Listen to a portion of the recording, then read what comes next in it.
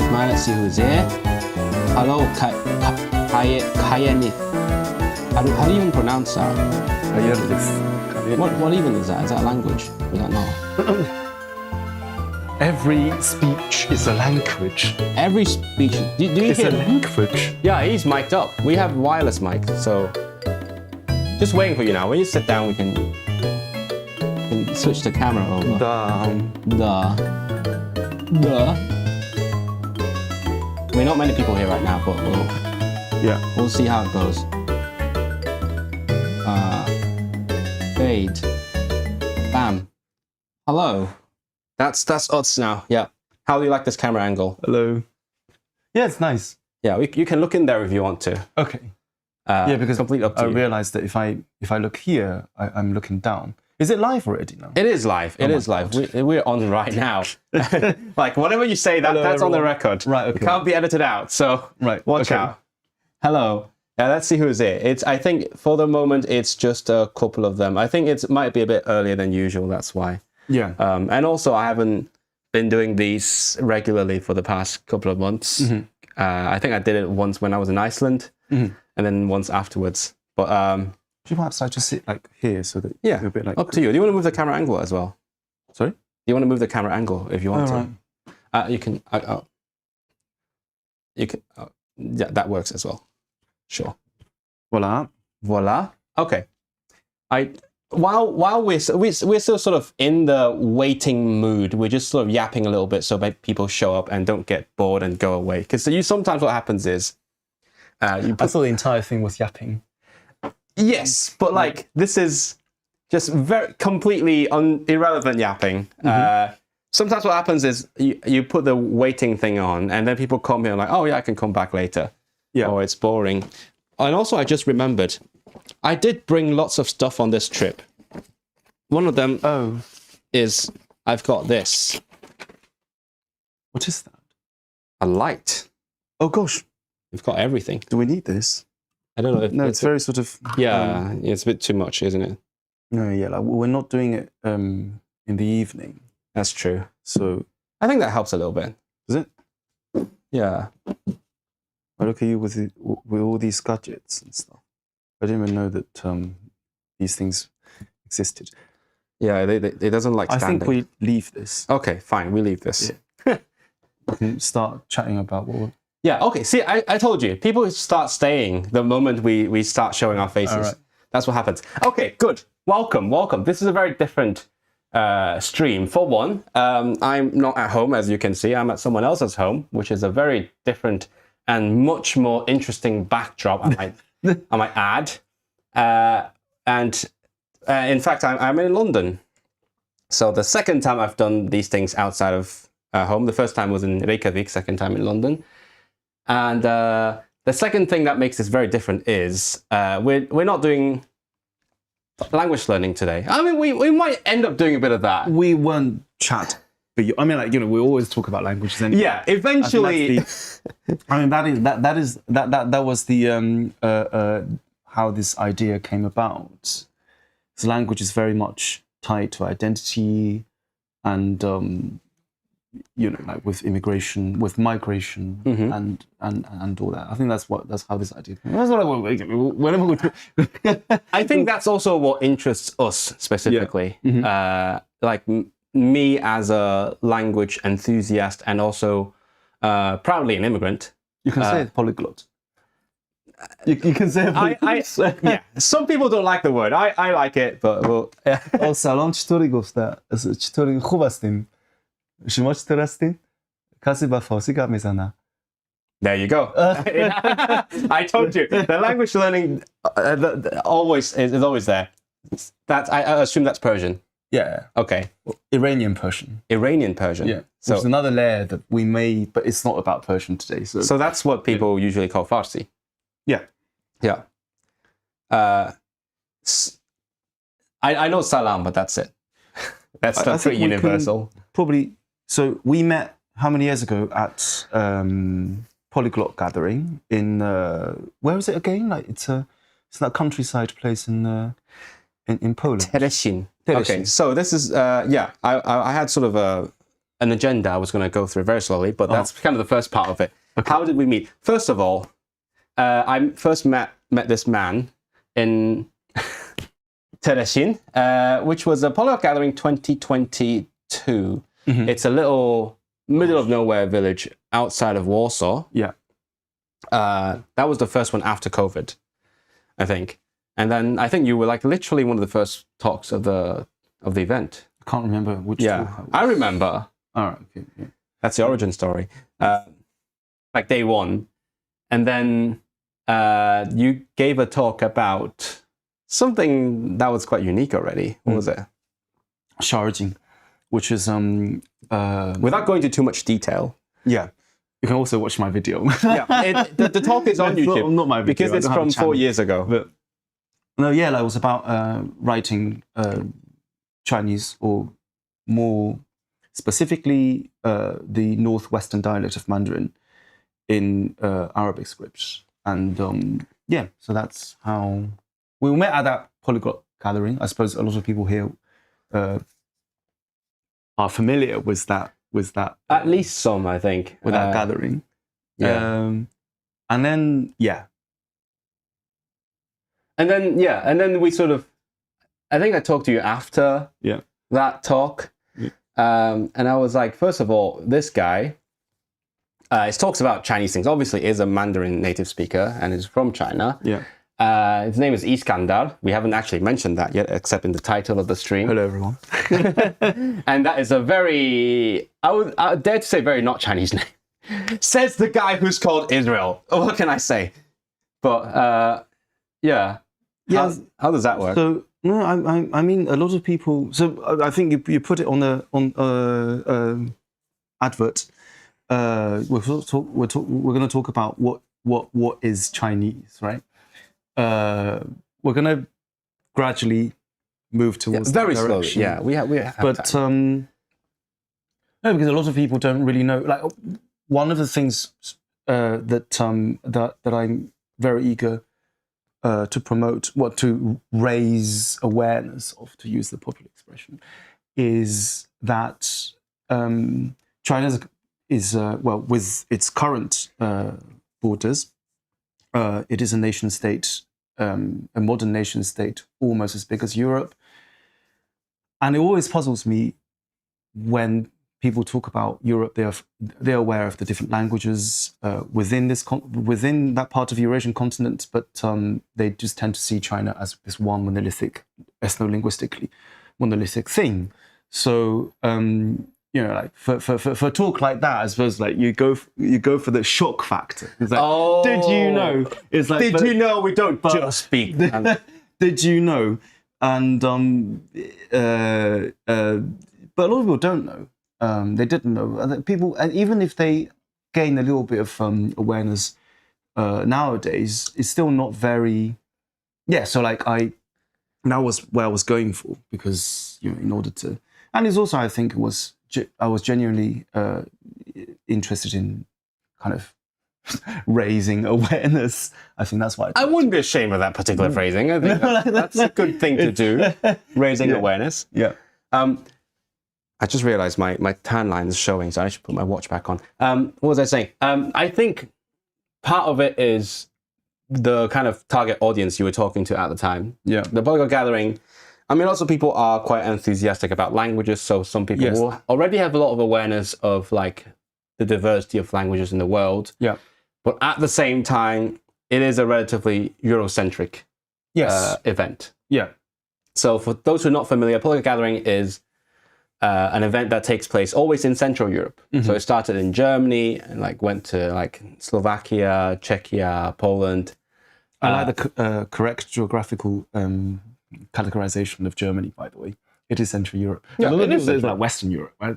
it is Central Europe. It is Central Europe. Like, yeah. I think, especially in relation to the geographical area of this event, they are pretty much focused on Central Europe. So because of where it's organized, it always draws in all these mostly Europeans, and so some some of those will have a slightly narrow worldview, and especially maybe they might subscribe to like the, I guess, conventional thinking of a one nation, one language. So that leads to lots of misconceptions. Yeah. Yeah. Also, it gets a bit complicated when you start putting flags on your badge. And the flag situation was a little bit was quite Grim. interesting. It's like you have to have this like one-to-one correspondence between language and it is easier for people to recognize, but it's because images are immediately recognizable. Visual. It's visual. quick. Yeah. Whereas, but it does narrow things down to an entity, sort of largely post-19th century geopolitical entities. So yeah, and then throughout the years, we have. Oh no, that's Slavic grammar. We have met with Israel. Oh, you know, I didn't even. No, we have been meeting. I thought you meant we have met with. But no, you meant Israel and I have been meeting quite a few times, and every time it's always been such a good time talking about languages and identity, because I'm from mainland China and Israel from Hong Kong. You know, obviously all of you know, and then with regard to the so-called Chinese identity, I think in Hong Kong it's even more layered and it's more complicated, right? I would say it's not necessarily more layered. Both of our identities are quite layered. They're complex in different ways. Yeah. I think there is this kind of obviously modern label.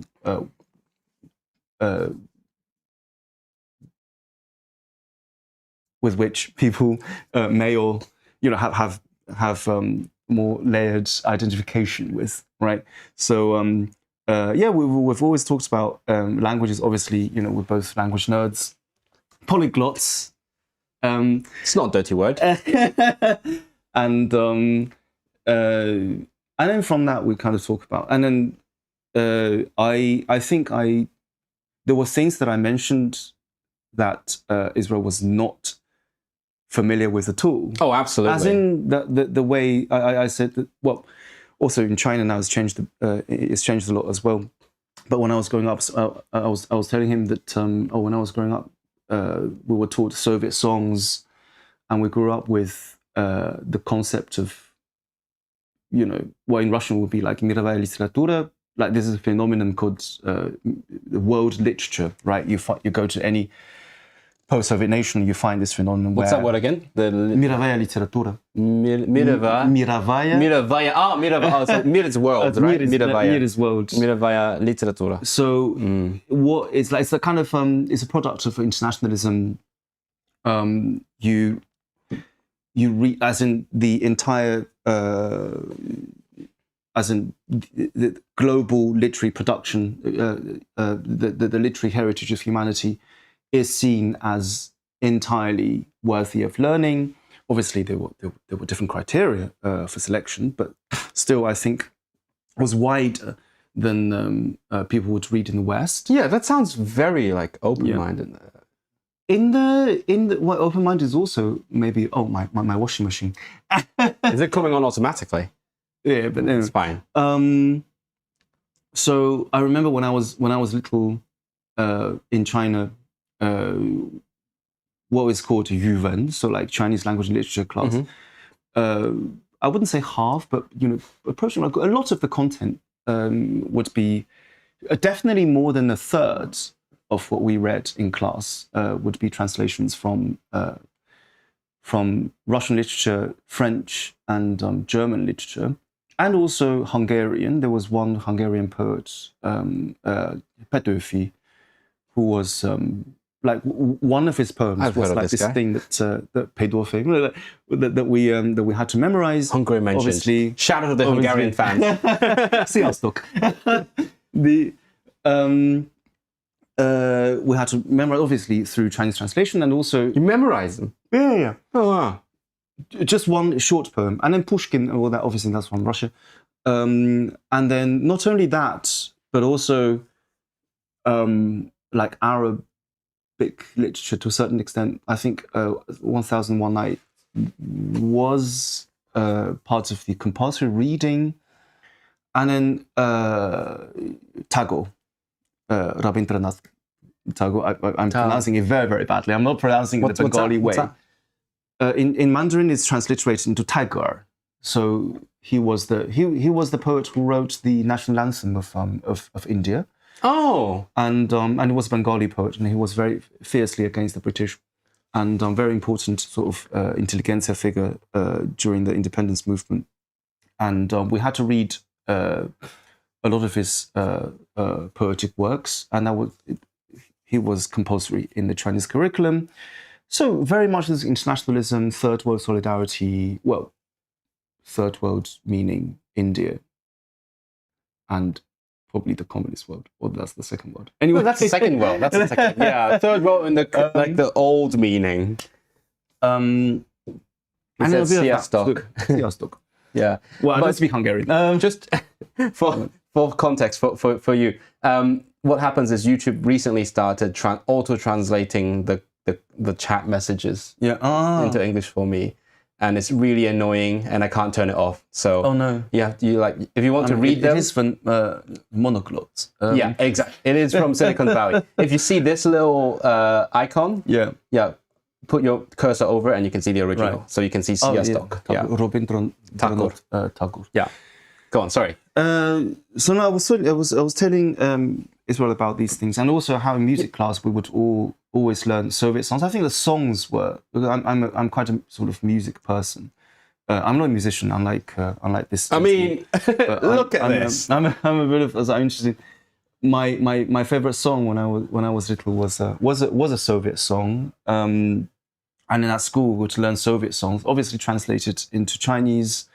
So when I was telling him these things, he was like, "Oh wow, I had no idea." The weird thing is, the things you just said, I don't recall hearing from you. That still Maybe feels new to me. Under influence of some sort of that's quite possible. No, but that's interesting because like our Chinese literature class or Chinese classes, where it was half literature anyway. Mm-hmm. As opposed to Chinese literature classes, which are all literature. But like our Chinese classes, we would mostly read like the great Chinese authors from like the early 20th century, all that kind of stuff. So not really. Was there any like translations from? Not that I recall, no. Oh, wow. Yeah, no, we've got like the classical Chinese, got the modern Chinese, but not really. But when you were in Hong Kong, it would have been, I mean, the curriculum would have been set by Hong Kong rather than the as things stand. And so like obviously in mainland China there was a different education system, and it was a kind of late 1990s, early 2000s. There was this hiccup of the period that came before, right? So there was a lot of this heritage from.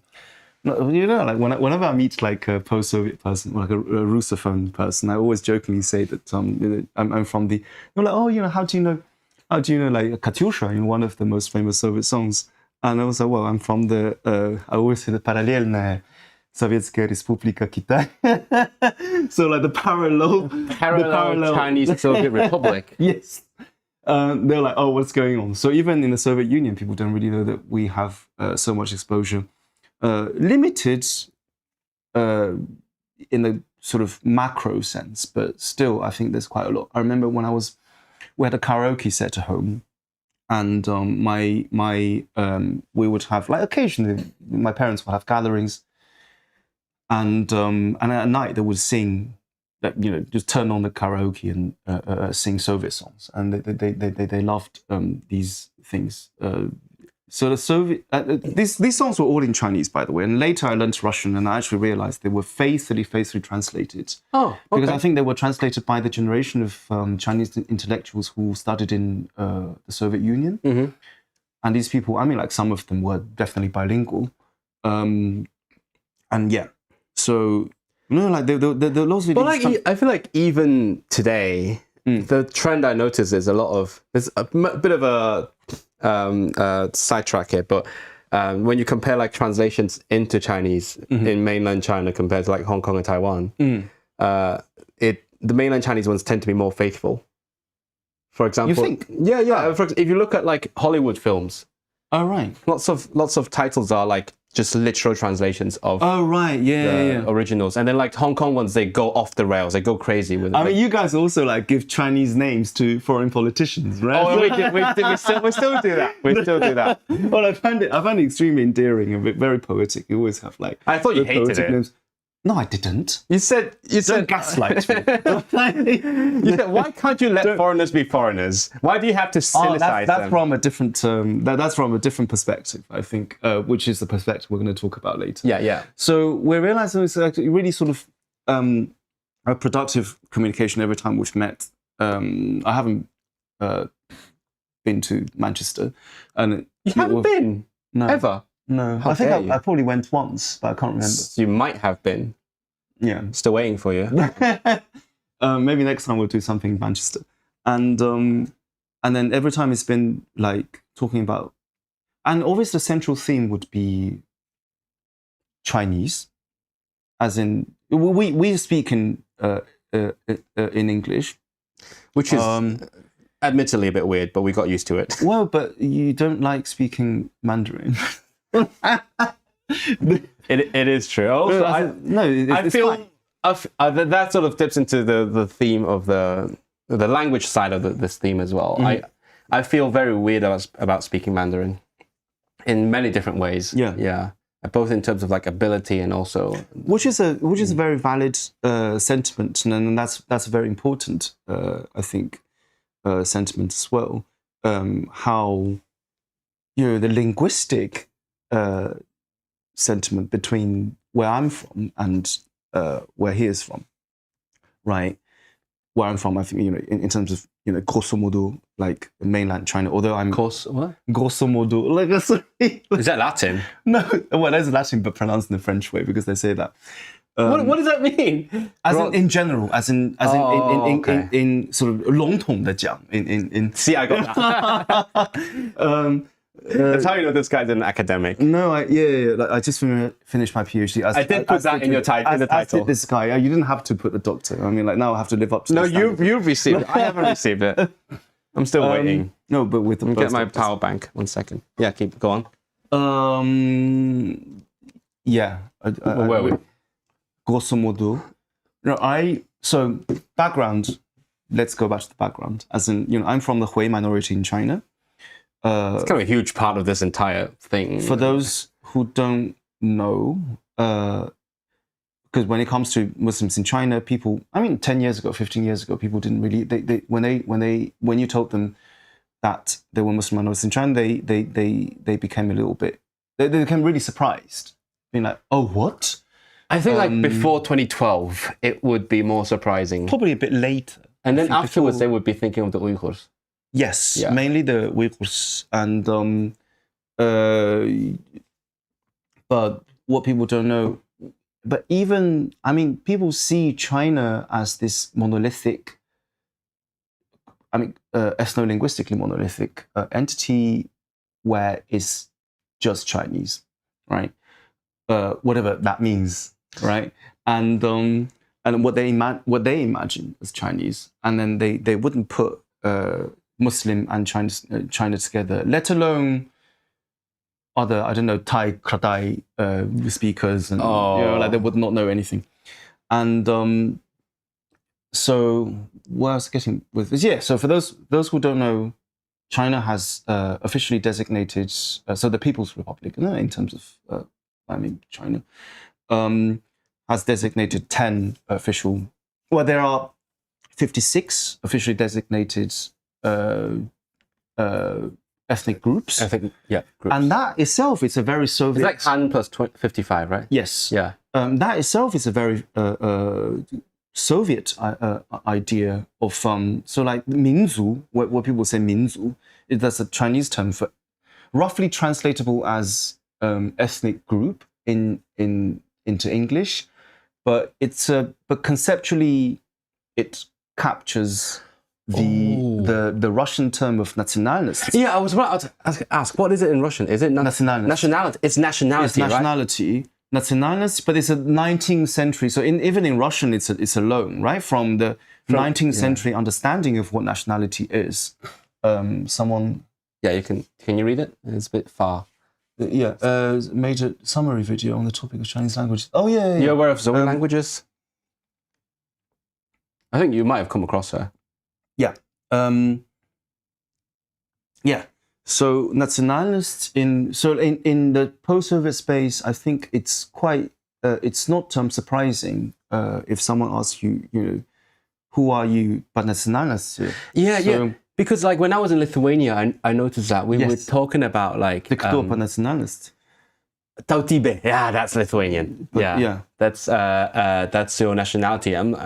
I was very confused by the whole thing because my friends. That's another difference. My friends in that class were from Poland and Hungary. Yeah, which are like sort of on the periphery of the Soviet Union, and then they understood it, and I was a bit confused. Like nationality, because to us, let's say in terms of the UK, nationality is like a citizenship type thing, no? Yeah, it's a citizenship, but broader. That's a long story, but it's more like a political identity given to you. Like you belong to this country, whereas when I was in Lithuania, it was like, oh, so it's your ethnicity. Like you belong to these people, and even if you're like, let's say your nationality is Russian and you live in Lithuania, you're still Russian. Exactly.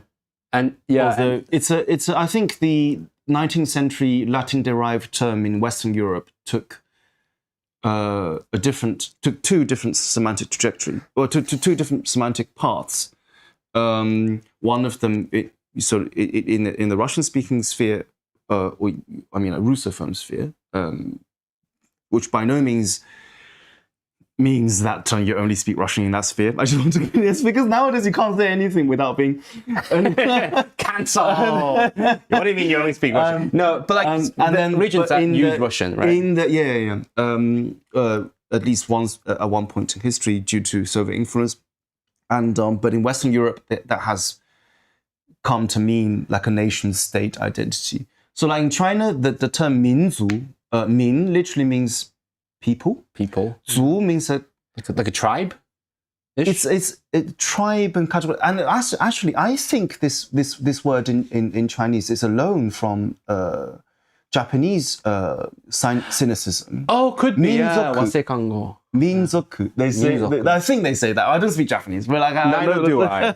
We just know some things about Japanese. I can read Japanese academic articles. Just. Did you know I had a reel about you? About exactly that. That went really viral. That's just so funny.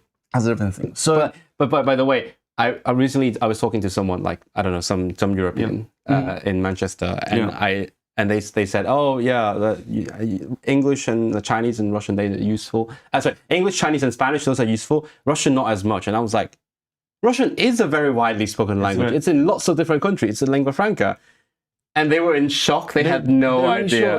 They have no. In terms of Russian, now we've been talking about. We just started talking about this. So I did my BA at Oxford, and then I remember. Oh la la.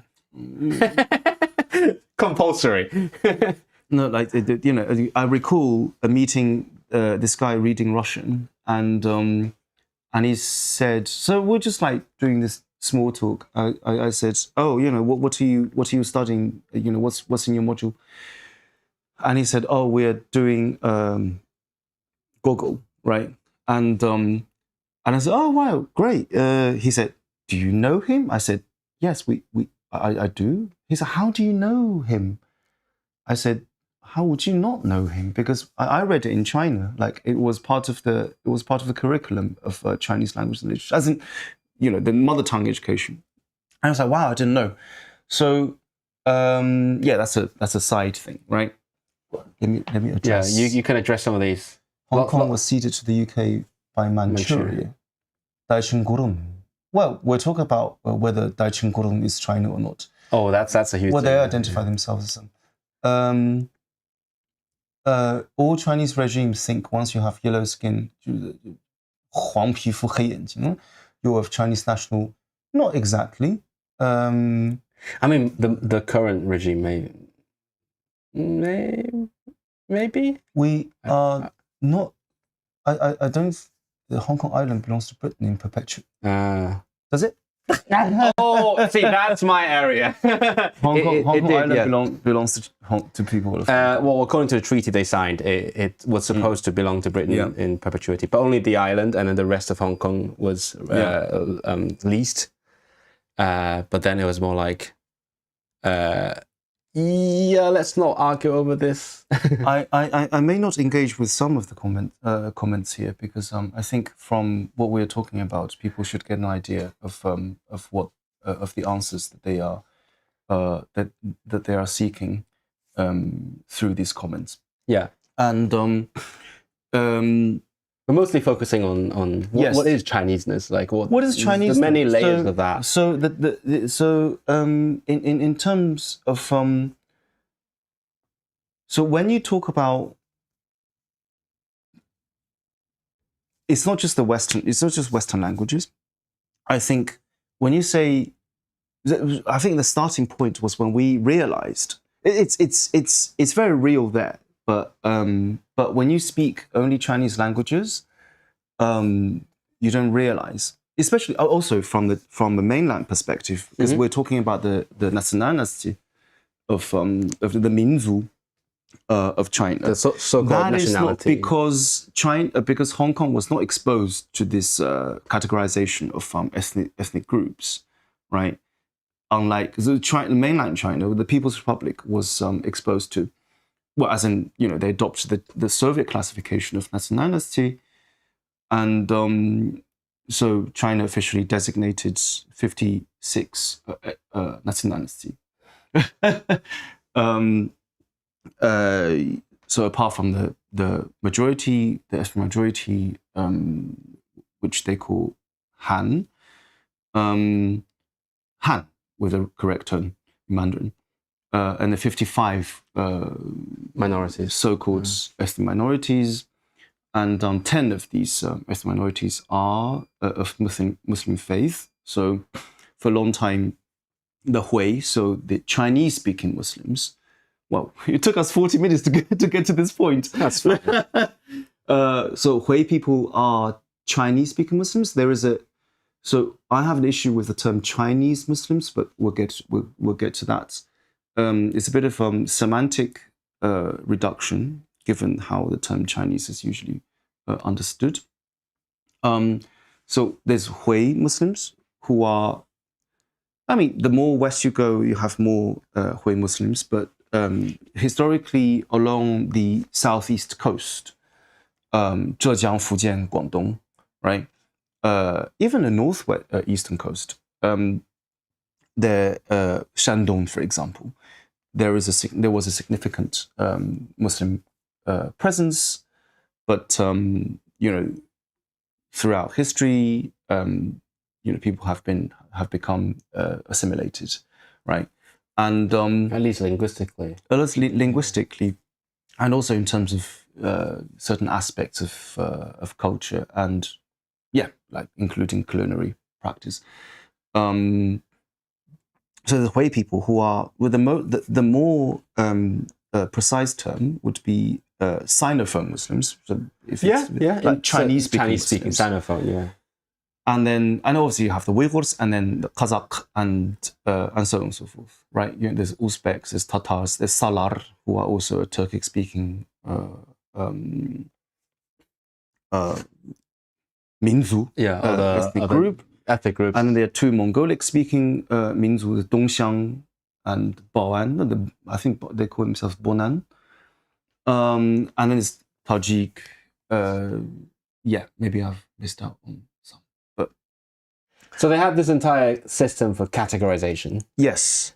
They have. And they kind of inherited it from the Soviet Union. And that's why China designated... In the Republic of China era, there were 5 Wuzu Gonghe. So they talk about Minzu. Yeah, the 5 Zhu, groups. The 5 ethnic groups. So there was Han, and there was Man, so Manchu, Hmong, Mongolian, Hui, which included all the Muslims. Right. Yeah. Because Hui was the term used for Muslim in China, right? For a long time, it's a historical term. But when the People's Republic designated kind of delineated ethnic boundaries, the term came to mean kind of to be used exclusively for Chinese-speaking Muslims. And so it came later. it came late. I remember you saying the that. semantic narrowing came later with the People's Republic and Zhang, which is Tibetan. Yeah. Right. I remember you mentioning that in your talk because you were like, so in mainland China, you basically don't say Hui for the religion anymore.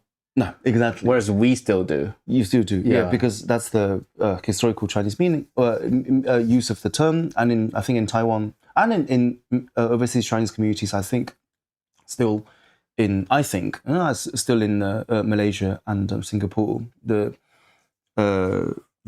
Chinese communities there still refer to Islam as Huijiao, the Hui religion. Yeah, and so there are 10 Muslim groups in China, which is a fact that people don't really know. And so when it comes to the Chinese, so what is Chinese? I like when in the promo picture you pointed the arrow of British to me, and then the arrow to, like Chinese to you.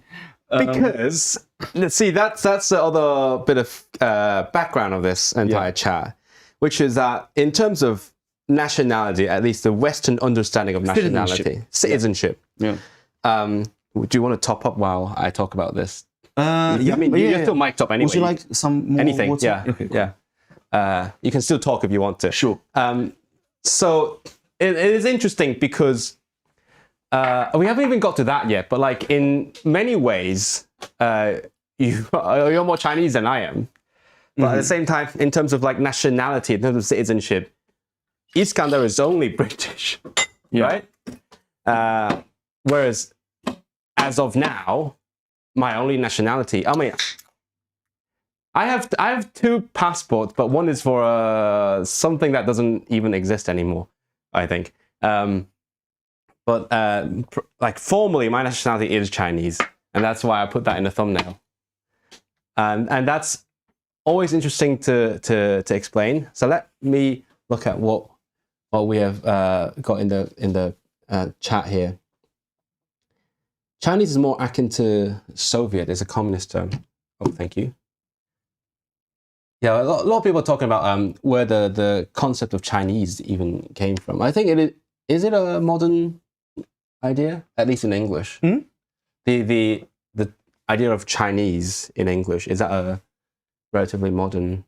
Well, this concept? is something we should talk about. I think it's it's not relatively modern.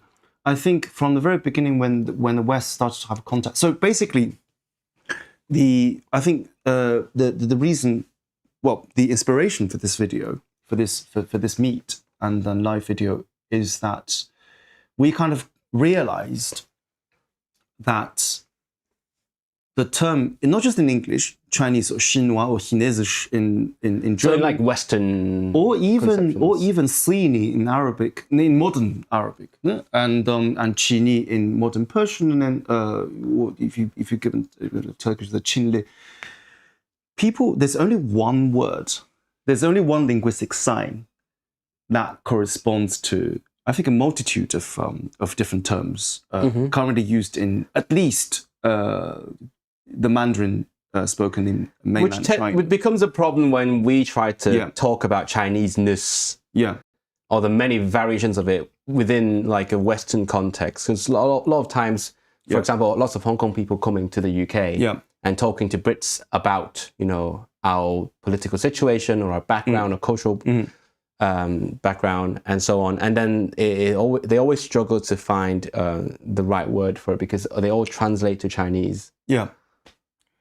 In Chinese languages, at least in Mandarin, that is currently in use, the standard used in mainland China, there is 中国人, which designates technically, in practice, it may I think like the literal meaning, the technical meaning, the practical, 中国人, which does not have any ethnic connotation to it, theoretically. Which is interesting because that's not how my family use it, but go on. Theoretically, because when I was growing up, it wasn't, so like, 中中国人. 中国 is the state. It's semantically very transparent. So you are a person belonging to the entity called 中国, which is politically, culturally associated with mainland China, or a bit of an enlargement as well. And so that by no means, semantically has in theory has an ethnic or blood, to put it in a very crude way, related semantic component. And then you have 汉人. So that's the mainland kind of semantics. 汉人is, or 汉族, that is the ethnic Chinese people as recognized. Yeah, so the one of the 56 as a nationalist. And then you have 华人, which designates an ethnically Chinese person who still has Chinese citizenship but lives abroad. I think it's like the biggest umbrella term, isn't it? So like that includes also like overseas Chinese people. That's what they tend to call themselves. A lot of Malaysian Chinese, they will call themselves. And I think the way that I understand it, it is like a word that encompasses overseas Chinese and Chinese people in China, however you like to define it. But in China, people would say that they wouldn't say that even Han people, they wouldn't say they're 华人, because it's a term seen as designating overseas ethnically Chinese people. I think though, in the context, I have seen people use it for where I'm from. It's in theory you could use it for like people in China, in Hong Kong, but people don't really use it unless they're overseas. Also, Kenneth mentioned the Tangren. That's an interesting one. That's also very interesting. Do you use it? No. When I hear Tangren, I associate it not just with ethnically Chinese people, but specifically Cantonese people. Oh, that's interesting. Yes. I don't have that association. Okay. Specifically with Cantonese-speaking people. For me, my mental association with Tangren is like the older generation of like Chinese immigrants. Yeah. So you mostly Cantonese. Yeah. Yeah. Maybe that's why that's where they overlap. I think the Cantonese people diaspora in North America, they started this. Maybe someone said no, Chinese is not a cursed term. If you think it's a cursed term, you are racist. And汉人, so 汉人 is so then you have 华裔. Oh yeah, okay.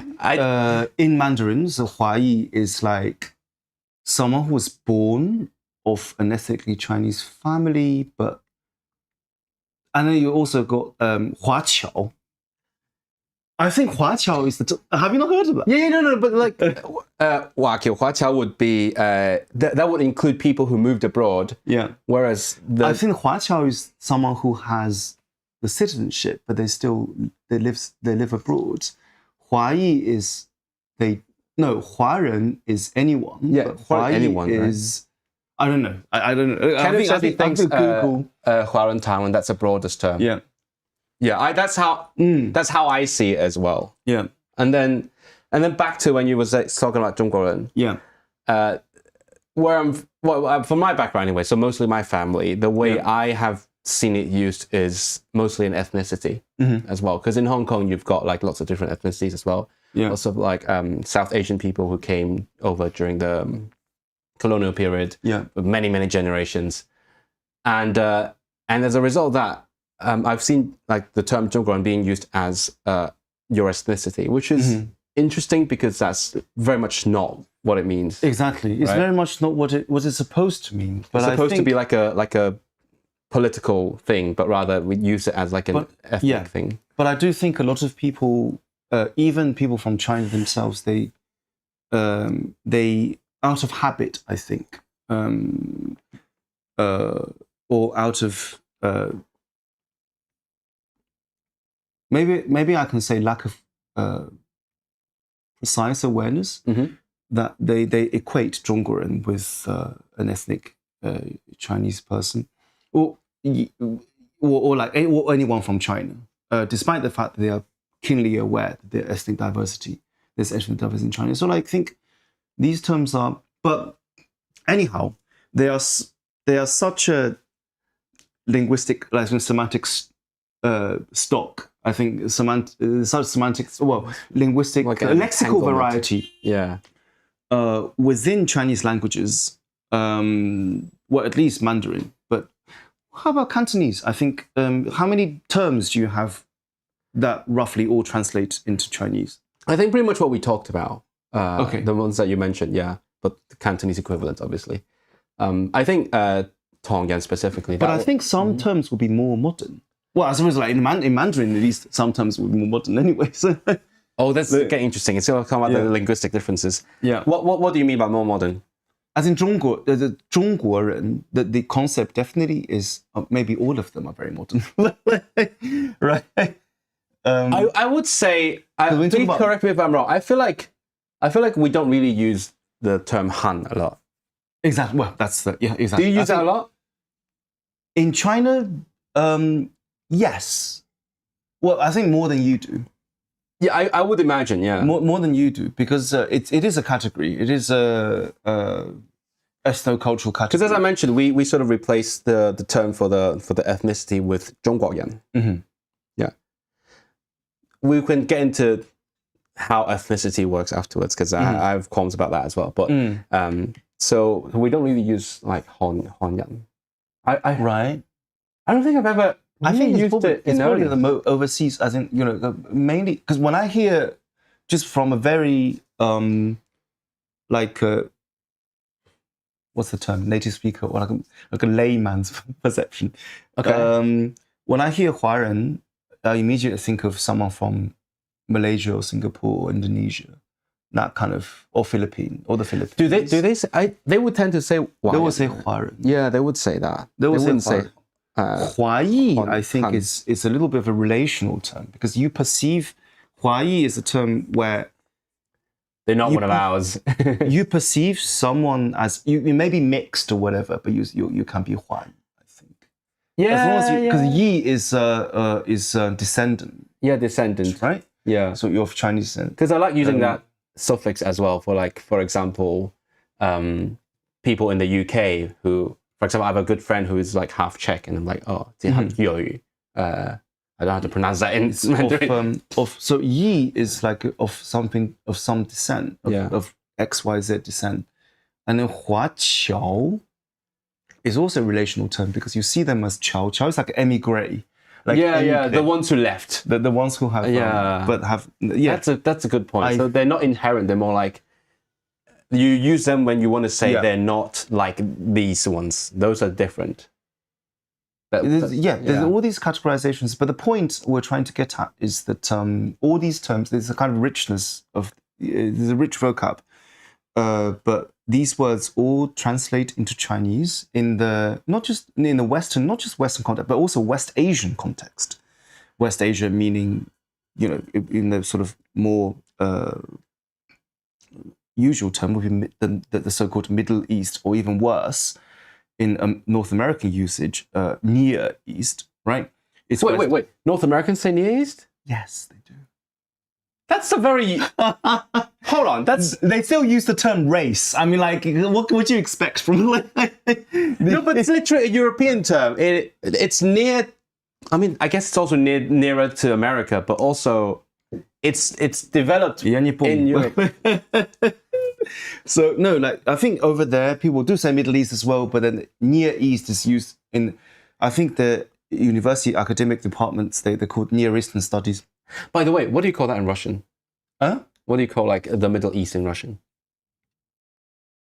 I think they say Near East. Because in Polish they say Near East, yeah. But I was thinking, because Russia basically spans all the East as well, right? So no, but then it is the East. Anyway, that's a different thing. We have probably offended too many people. I do want to pose this question. Did we say that in English? Well, you can. Poser la question. What do you think about the word Sinitic in general? Well, like, I think it's a very good term. I think, but to propagate it is also, and that's what we're actually going to talk about, like, next. So, like, it's very, very difficult to change the semantic content on a mass scale, right? on a mass scale, because people are going to use Mass. whatever they want to. You can only raise awareness, and then with time things will change. But Sinitic, it just sounds. It is used in linguistics, as in the Sinitic languages. Yeah. The Sino-Tibetan and Sinitic languages. But when people, we're talking about in a situation where the English-speaking audience are not even necessarily ready to understand Sino whatever, right? Sino-British Joint Declaration. I don't think a lot of people understand That was what the it first means. context I ever heard this prefix. So in order to promote that term, I think it's a fantastic term. In linguistics, obviously, I'm a linguist. It's used a lot, like Sinitic languages, Chinese languages, whatever. But, well, this is a very technical question. Can you change the semantic content? Some people in modern, I think it's mainly a discussion within the English-speaking Anglophone sphere, as in, do we need to invent a completely different term for things instead of trying to sort of understand redefine the different terms, like enlarge the semantic content of the already available term. I suppose that's a slightly different discussion. But going back to what we're talking about, like Chinese. So all of these terms translate into Chinese in English, Chinois in French, and then Chinese. But Westerners, by virtue of Han, ethnic Chinese people being the majority of the land, obviously the first people that they were going to get into contact with were the ethnically Chinese people. I think there was a comment about how China is an invention. Well, any ethnic label is that we talk about in modern sort of English is an invention, but it depends on how you talk about these things. And then there are ways to talk about these things without sounding disparaging and to be honest, racist. Right, like I also that to me that's a huge point as well. Having done a bit of research, like paper writing, producing language seamsters, a Shoma invented Chinese. Very much so, I think. I think that's a conclusion. That's the end of it. Bye. Bye. No, but I for me that's quite important to recognize that basically all these concepts are kind of invented. Yes, they are. I mean, the classic saying of a nation being an imagined community. But people attribute different validity, exactly, different levels of validity to. They are these terms. what people want them to be. And that is why we have the discussion. Some invented terms are more valid in the colonial perception than others, right? If you want to criticize everything, and then don't just single out certain things because they're not Western. And so going back to the Chinese, so like when it comes to certain things, like it's difficult to convey the idea that. But then again, the question will be like, why would you need to specify, right? Why do you need to? Because you want, I suppose, people to understand you, and also, you know what? Can I ask you a question? Yeah. Which is very much, I guess, relevant to what we're talking about, and also response to some of the chat messages. When you're in the UK, you as a British citizen, versus when you're in China, how Chinese do you feel? And what does Chinese mean? Your own interpretation, because like that also it also relates to like your environment, right? How you feel in relation to the people around you. You know what I'm saying? Because right here you're in London, which is a very multicultural place. Yeah.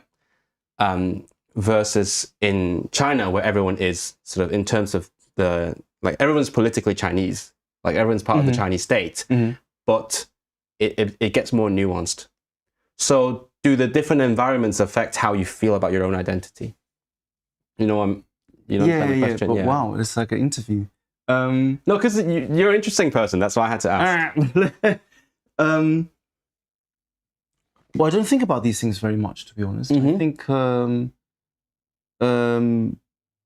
me, I mean, really, I mean, it sounds really philosophical and whatever, sort of new age and whatever. For me, what is important is that I also, because I left China when I was 16, 17-ish, and I have, within every society I've been to, there's like subcultures and all that. I've always felt culturally more instinctively sort of tuned to Central Asia, Middle East, and West Asia. Central West. No, it's the curse of this language. You know, it's the curse. Swana. The Swana. What is Swana again? They includes North Africa, which is and Northwest South Asia, and also the Balkans. And I don't think about these things too much, but it's only when it comes to a relational interaction, as in, where you're from. So nowadays, when people ask me where I'm from, I say I'm from China. I make a deliberate point about saying that. Before, to be very honest, before I would be a bit more hesitant because I knew what the term China meant. Precisely as one of the participants pointed out, that a lot of people perceive China, which is not the fault of China, it's the fault of the Westerners, and it's the fault of people who make such comments. They sort of flatten who impose such a semantic of China as being insulting, right? It is not the people with you can semantics changes all the time, and but then as a real person you have to bear the consequences, and also, to be very frank, very often I don't really understand that there are things, the cultural manifestations which people attach to the label China. Go on. That I don't necessarily recognize because I'm from an ethnic minority in China. I mean, because, or maybe yes, because of that. Their traditions and festivals which I don't recognize, and you don't relate to certain sort of quintessential. People think it's quintessential. Yeah, because from the outside perspective. I didn't know what tea ceremony was. Neither do I. But I thought it was a Cantonese thing. Should I? Is that a Cantonese thing? So when you get married, you have to kneel down, apparently. Oh, that one. Okay, yeah, I'm vaguely aware. I had no idea what that was. And then the first time I was asked about this, I was like, huh? And then people said, I thought you were Chinese. And I said, but I actually don't understand what it is. Do you see what I mean? And they are rituals, and I don't know, sort of mid-autumn festival. I don't really know what people do at that. Do you not do mid-autumn? Yeah, I'm aware of what that is, but I don't really know what people do. Oh, so do you do it in your family? We got given moon cakes, but it's not as important. Okay. Is it important? It's not as important as I think a lot of people take it. Han Chinese people take it very seriously.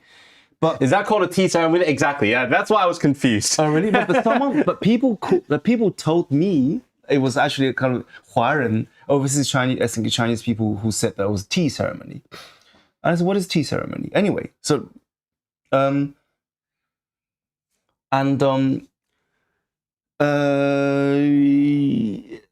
And so when I was thinking, there are things that people overseas, as in Westerners, if we were to take them seriously, because they are the dominant, the global hegemony, seriously, you run into trouble, and then they kind of But now, I think especially after COVID, COVID was a time when whenever I went to the streets, and I would instinctively clench my fists because I just thought that everyone would. Yeah. And but then luckily, thank God, no one did that. But then I started thinking about this, and I thought that no, people should know. I think the more we refrain from making people understand the diversity, linguistic, and even within the so-called Han people, there's so much linguistic diversity. Oh, a question that really bothers me is, well, not it doesn't bother me in terms of what they asked. What they ask is it bothers me because of the simplicity, the plain reductionist view that transpires from the question. It's like, oh, you're from China, so do you speak Mandarin or Cantonese, or do you speak both? Oh no! The first genuinely, you know what? We get that so often. Even in like genuinely, the first time I got gathering, yeah. You're saying that? We got that even in like at the polyglot gathering. It's genuinely the first time I came across this question, I was really puzzled, because it's like asking a European person. Well, but it's not a good comparison because people are more aware of the fact that Europe is divided into different nation states. But imagine if Europe was if someone, you're European. Yeah. Do you speak German? Imagine English? if someone said that they were European. Imagine if someone said that, and imagine if they got a question. So, do you speak Bulgarian or English? And I was going to say English and they French. Would actually be from, I don't know, Lithuania. Do you see what I mean? Like it's as absurd as that question to ask anyone from who says that they're from China if you speak Mandarin or Cantonese. I wonder if the mentality, as if there's two options. Yeah, there's only two options. Because like that reminds me of when people see me, and then they ask, "Oh, are you Chinese? Are you Japanese? Are you Korean?" Yeah. They try to like exhaust all the options to show that they know the possibilities that are out there. There are only three options, definitely. When they only know three, and I wonder if it's anything like that. So like when they think about languages of China, they're like, "Oh, Mandarin, Cantonese." I want to show that I know there are two languages out there. And let me ask. And it's obviously like essays to be written about the attitudes about the attitude of the kind of desire to show. Do you speak Hungarian or Basque? That's brutal. Hungarian or Basque, exactly. I think it would be as thing. So this is when the translation helps because I don't read Hungarian. Mindkettő. Both. See. No, so like because Cantonese is a language that is regionally defined, and unless you're from that region in China, you don't speak that language. I mean, like you may have learned it as a second language due to for study or for life and work. But they used to. But no, it's not just like so. I'm from Fujian, by the way. So another term that really bothers me. I think I'm going to be like trashed by all these. Okay, go on. By all the overseas Chinese people. That's what we want. The hot takes. Hokkien, the term of Minanyu as Hokkien. Wait, you don't like the word Hokkien? Yeah, because Hokkien means Fujian. It's the name of the province. Yeah, and? The province has more than one language. Oh, you mean you don't like it? You being used for the name of the language? It's really bizarre. I'm so like in Fujian province, which in the southern Min language, which overseas. Disclaimer: I don't blame overseas Chinese people for using the term Hokkien because they are from Fujian. They were from Hokkien, but they were 5, 6, 7 generations ago, and there wasn't a unified identity. They only knew that they were from Fujian. They probably didn't know that there were other languages spoken in the province, just 500 kilometers away. So when they left, they knew that they're from that province, so they probably called the language. But the language, Nasamjele, in fact, it's in itself. It's I'm going to play the role of the interpreter here. In reality, I just think that in reality, Nasamjele is so much stronger than in reality. But anyway, People are gonna hate me like after this because I spoke Russian and I kind of like. Do you know how many languages this guy has spoken to me before we even started this? Yeah, we Like, met we at met- polyglot gathering. Like we can't. No, but like just today, for like the 15 minutes from the moment I arrived to the moment we put the stream on, I've heard That's like the 5 point. languages from this guy. That's the point. No, so the province is called Fujian in Mandarin in the southern Min keep saying dialect. I should shoot myself. Topolect. Language is Hokkien. Hokkien is the name of the province. It's as if you're saying that. Oh, do you speak? It's as if people say, "Do you speak Pakistani?" I see what you mean. By which they mean Urdu. Okay, so just to respond, Hokkien is the endonym of the province, but your point is there's more than one language in the province. They're more than one, even more than two. So you it's always a little bit. So you object to using the name of the province to refer to the name of that language. Exactly. But it is a habitual. I think it's become a part of the practice. You know, See, I would push back on that because I do think the names of languages are kind of conventionally defined. Yes, They're not literal. Because like as Kenneth said, Guangdonghua would be the name of the language, which is mostly spoken in Guangdong. So as long as we all understand what they mean, there's not really a problem with the literal meaning. But the thing is, like it's like saying I speak Russian. People who speak that in Fujian, they would not call it Hokkien at all. What would they say? Are you from there? You tell me. 闽南语. No, They would call him really? Of course. Oh, because we are aware that it's I'm from that bit, like part of my ancestry. It's never called by the native speakers in China as it's called just random drops, wasn't it? no, literally all the time. The native speakers in China, which I fully respect, is a different, a linguistic conceptual sphere.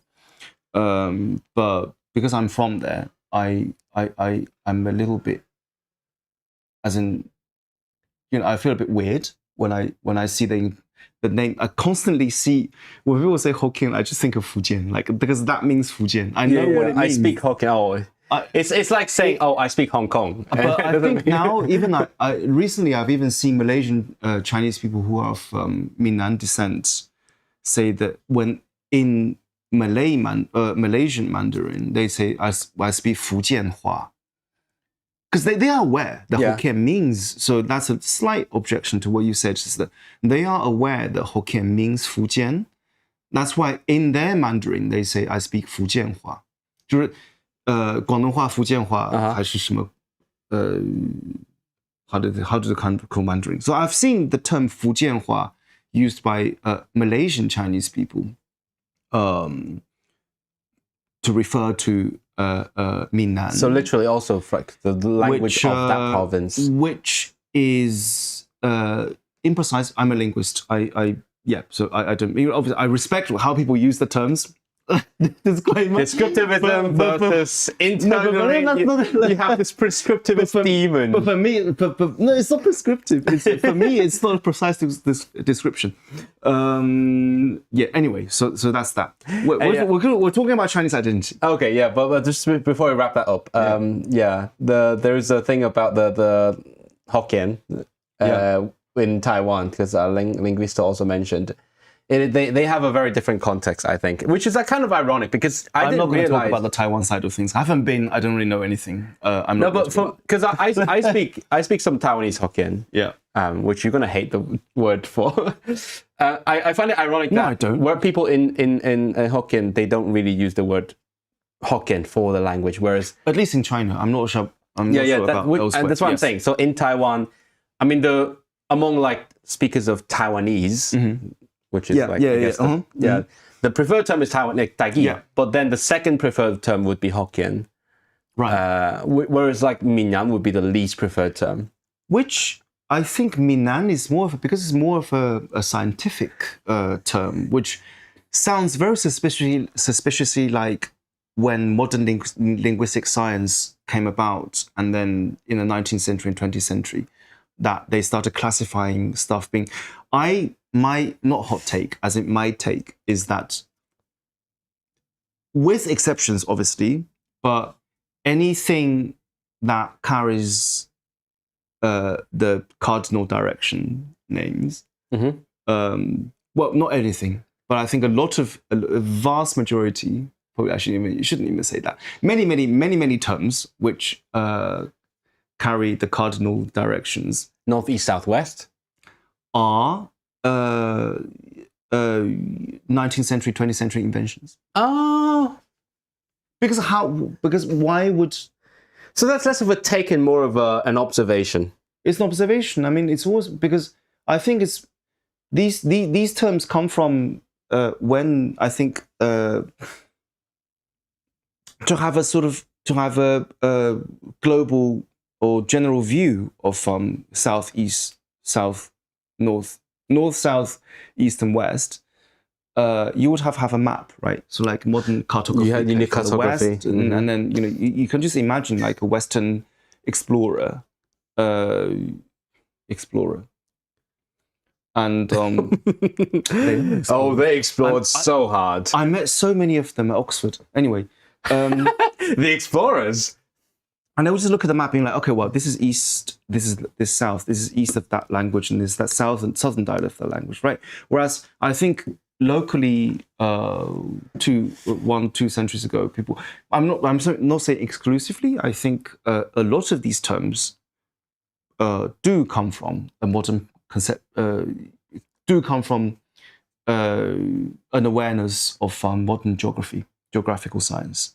So I do think that 闽南, 闽北, whatever, 闽东, 闽西, 闽 福建, these terms are modern. And then when people migrated, for example, from mainland to Taiwan, and from China to elsewhere, and if they're from Fujian, they would only know that they're from Fujian, but they wouldn't have the geographical conception. That's it, we speak this southern language. Yeah. As opposed to, do you know what I mean? Already it's quite a bit of a take to group. It's quite a bit of a modern thing to group because the linguists were like, no, these languages are similar. All the main languages into one group, and then to kind of recognize all the main languages into as a branch of Sinitic languages, as opposed to the Wu languages, right? So it already screams modern linguistics. Yeah, putting everything in a tree, that's sort of... Exactly. Yeah, exactly. It already screams like Eastern Iranic and Western Iranic, and that sort of Eastern Germanic, which extinct Prussian. Well, that's Baltic. Shit. I tuned out for a second. What was saying? Eastern Germanic and it's like Gothic, right? Like in Western Germanic, and these are all Prussian is Baltic, yeah. Prussian is Baltic, but Gothic would be Eastern Germanic. Gothic, the one that starts with V. Northern Germanic and all these things would be like classifying languages and subsequently ethnic groups into, like, according to cardinal directions. I think it is a very 19th century Western scientific practice.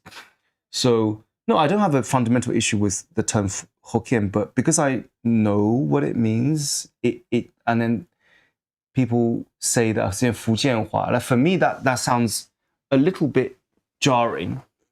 The language it's as if you're saying, I speak Pakistani, but you mean Urdu. Or I speak Indian, despite the fact that, do you know what I mean? I speak Filipino. I speak Filipino. Exactly. They do say that. I'm less well-versed in Filipino. As far as I'm aware, they do say it. Sort of they generalized it to like the... I guess that also kind of brings it back to the idea of I speak Chinese. Yes, voilà. So this is what we're going to talk about. So that's the whole... oh my God, that ties back perfectly. We went to Pakistan even. The Chinese label, fundamentally, there is no... But then, because when you use the label, people assume... And when people use that label, they assume that you adhere to certain stereotypes that they think of you. And you don't want to... I mean, it's a little bit... I I've been thinking about these things. You also giving me a bit of an introspection as well. Like, how much the way I feel about the label Chinese is informed by the way that people around me in Britain feel about the label. I've been thinking about this. Like, would a Spanish person be insulted if they accidentally are called Italian? They probably wouldn't be as much. If someone kept making fun of, you know, like they would. But if they're just initially, but I think a lot of people in East Asia, well, even from different regions, well, even from China, they would be a little bit uncomfortable to use the label Chinese, and that is definitely informed by the semantic connotations of the term Chinese in Western language, not just in Western European languages or Eastern European languages, but also West Asian languages, right? And obviously, it's a result of colonialism, and it's something that we absolutely need to address in our daily life. But I don't want to misrepresent. I don't want to be just out of a kind of. I don't want to be have a label that's very narrow.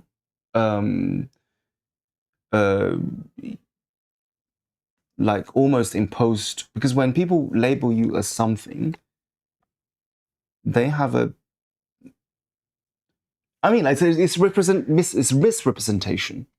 I have no qualms about calling myself 中国人. Mm-hmm. I think, and because for me that's an ethnic neutral term. But I think when in Western Europe, well, in the entirety of European languages and West Asian languages, whatever the equivalent of Chinese is, they only have one word for Chinese. Yeah. And they only have one image of so by that they mean ethnic Chinese person. That is what is a little bit, I think, troubling. Yeah. So that is some. I think what we did this. I think the whole flattening of complexity is a sticking point for me. Mm-hmm. Like I'm thinking about, because instinctively I try to distance myself from this label. Yeah. For many intrinsic and also extrinsic reasons. Like intrinsically, I certainly feel certain things about being Chinese, but also extrinsically, I'm thinking about if people were to call me that, what they would be thinking about me.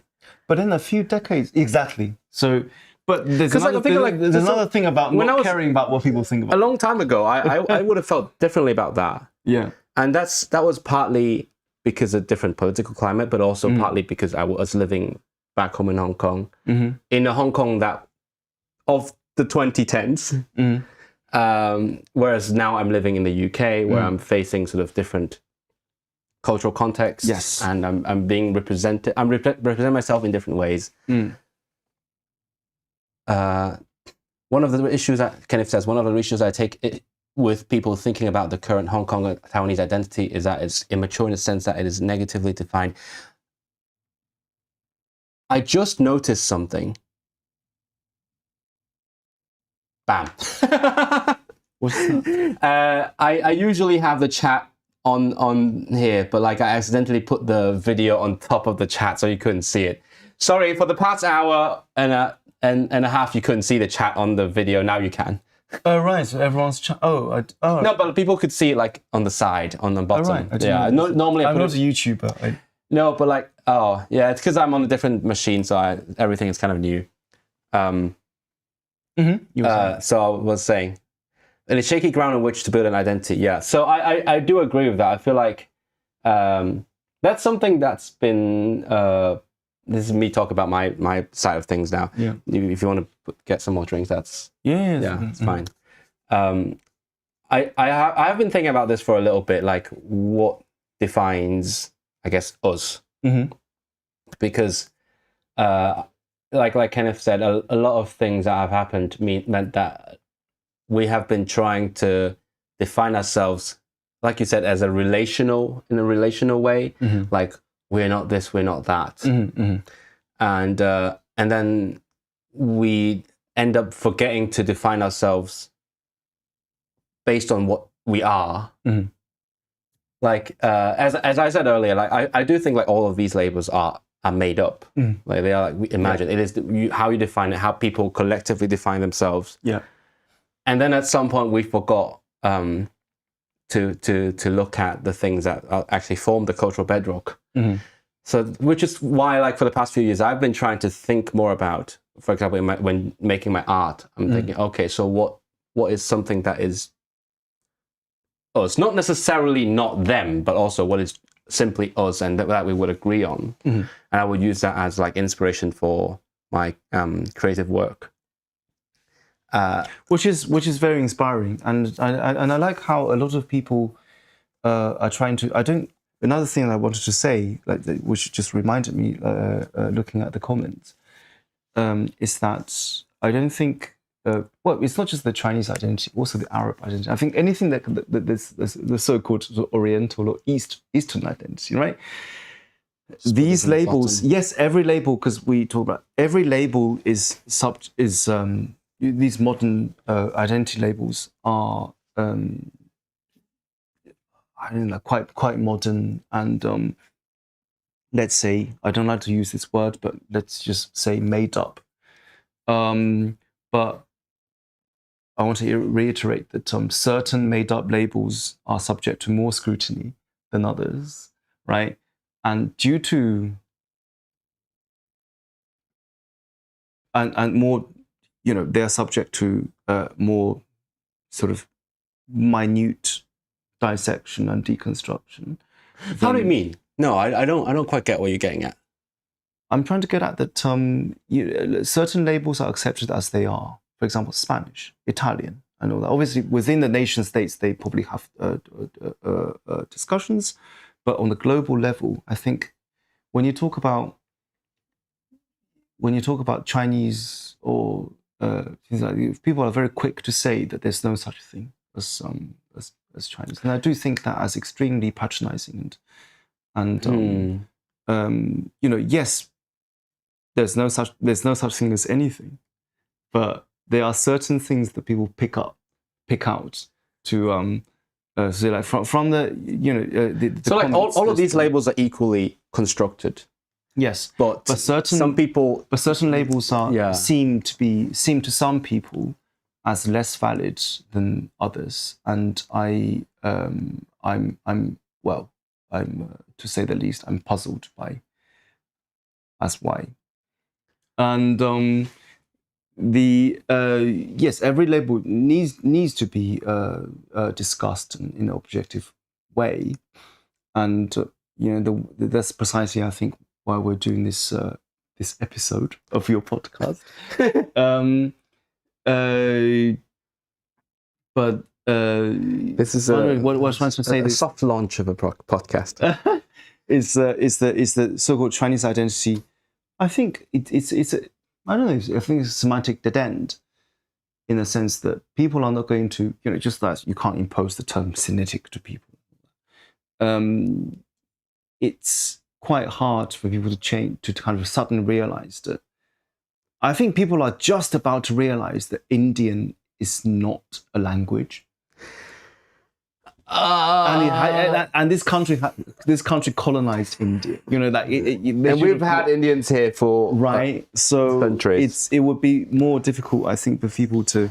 But going back to, I think I mentioned that now I have no problem with saying that, I'm from China, and people just get really puzzled. They're like, but that's not a very Chinese name. But yeah. But you have that. But like sort of out. You have the one thing that immediately sticks out as not Chinese.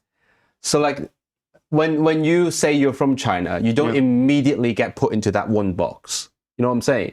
Because like if you introduce you as like your Mandarin name, and people are like, oh yeah, sure, another Chinese person. But then when you say I'm from China and your name is Iskandar, they're like, oh wait, this is interesting. There's something there. But there's also, I mean, but if a Chinese person were to introduce themselves as like John, no question would be asked either.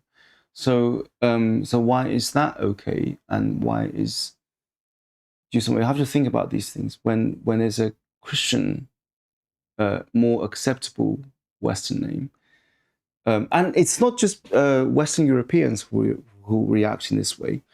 It's also West Asians, because in West Asia they have all their own historical trauma with colonialism, and I think they embrace the West in their own way, and there's also this kind of way they have also absorbed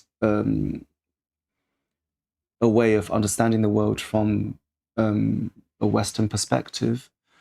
So they also don't understand. It was very recent that I met a person from Syria, and it was by very recent. I meant 2 years ago. Okay. Showing your age there. And she said that. Some people would say 2 years ago is ages ago. It is also ages ago, but I'm pointing out it was not that long ago, because we are now at an age where a lot of people are aware of the existence of Muslims in China. So I met a lovely Syrian lady, and then she said that oh, I didn't even know there were Muslims in China.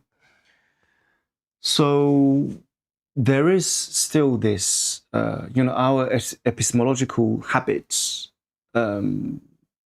Habits come from the Western, like 19th century. I saw very, very heavily sort of 19th century European epistemology of the world, that understanding, conceptualization of the world. And then I think a lot of people, but in so-called medieval times, now using these terms liberally, Ibn Battuta sailed all the way to China, and West Asia was. At least people wouldn't perceive China in the same sort of way as their modern descendants would do, right? So I don't even know what I was getting at. I'm looking at this. Syria is a very colonial constructed country. It doesn't make the label Syrian invalid. Not it is. I don't know where you're from. Maybe your country is also colonial. I actually don't know much about the history of Syria.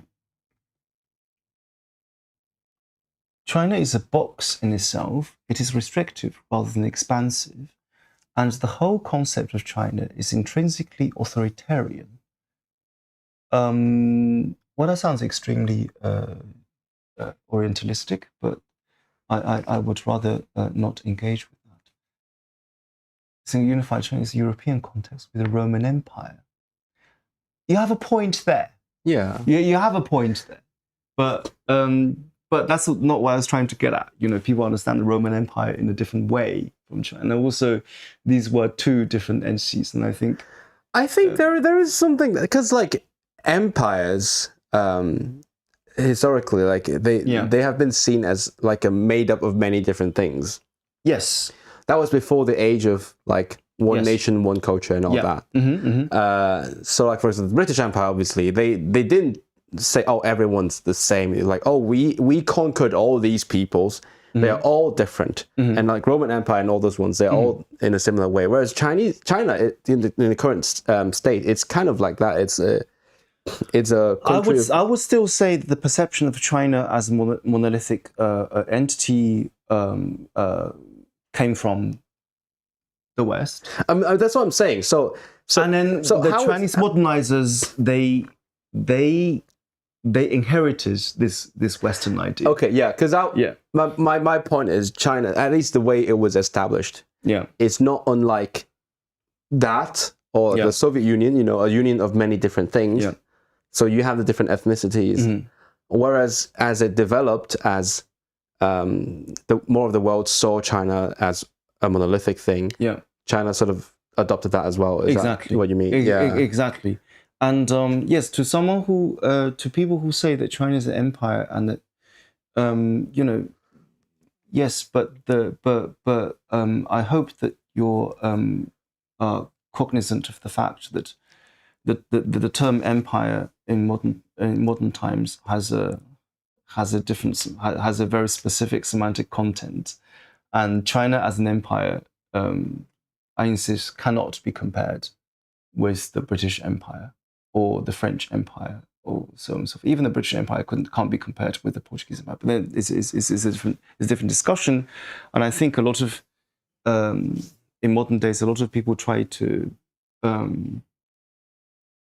compare the two entities, not just like to try to compare the Ottoman Empire in the same way as the British Empire, and I do think that this comparison is flawed as to why. We can probably do another podcast. Yeah, about probably. Yeah. That's a whole different Going kind of back worm. to the Chinese identity, it's a dead end because you can't. I think it's a bit too late to invent different terms to designate Huaren, Huayi, Huaqiao, or these things, right? But I do think that through, I suppose, more discussion, more people are going to realize that. I think that the ideal. I don't know, what I want to see is when someone says that they're from China, you don't necessarily ask, do you speak Cantonese or Chinese or Mandarin? I think that's I think it's a little bit of we've passed that. I think the time has moved on. It's not a time to ask that. Just like. You don't ask what's your race. I mean, I suppose in North America they still do that, but then that's a different. We do that in forms like that. Ethnicity. They ask ethnicities. Diversity monitoring. Are you a monkey or a dog? No, that's what North American race seems like to me.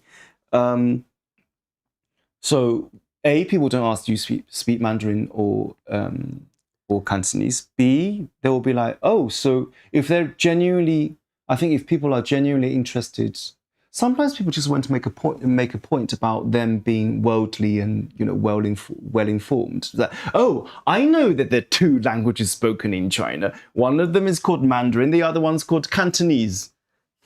I think that's what people try to get at. That's giving Boris. Sorry? It's giving Boris. Oh, sorry. That's what I mean. People do. No, but it's exactly that kind of mentality, isn't it? And so I think if people are genuinely interested in China, I think the question. I'm not trying to do this kind of woke thing to impose certain things, but I do think it helps with communication. If the question was, so you're from China, what language do you speak? A Chinese language? Do you speak a Chinese language? And then some people will be like, I don't. I speak, I don't know, Zhuang. Or no, actually, I met someone recently who is Tibetan and is learning Mandarin. Yeah. So it's definitely not a given. Like, oh, you're Chinese, you speak Mandarin. No, it's exactly. I mean, even when I was little, it was not a given that everyone spoke Mandarin in China. That people have spoke their in the linguistic landscape of China is very gradient. Like you go sometimes two villages next to each other, they speak different varieties of I suppose the same lect. And so I think if people you can get. I think it's a good start if people realize that and also if people even if I don't think it's fair to ask people to change how they understand a linguistic sign because it's been there for so long, like the word to kind of to impose different linguistic signs on people. I do see it as quite unfair. You can't just impose these things, and these things have to come naturally. But at least I think as people have been getting more aware of Indian languages, the languages of the modern nation called India. I think if people have the same understanding of like the kind of if they could divorce so-called Chinese language with the label China, I think it's already quite important. It's quite a good thing. That's not going to happen. No, I think it's easier to do than making them learn 5 different terms for Chinese, right?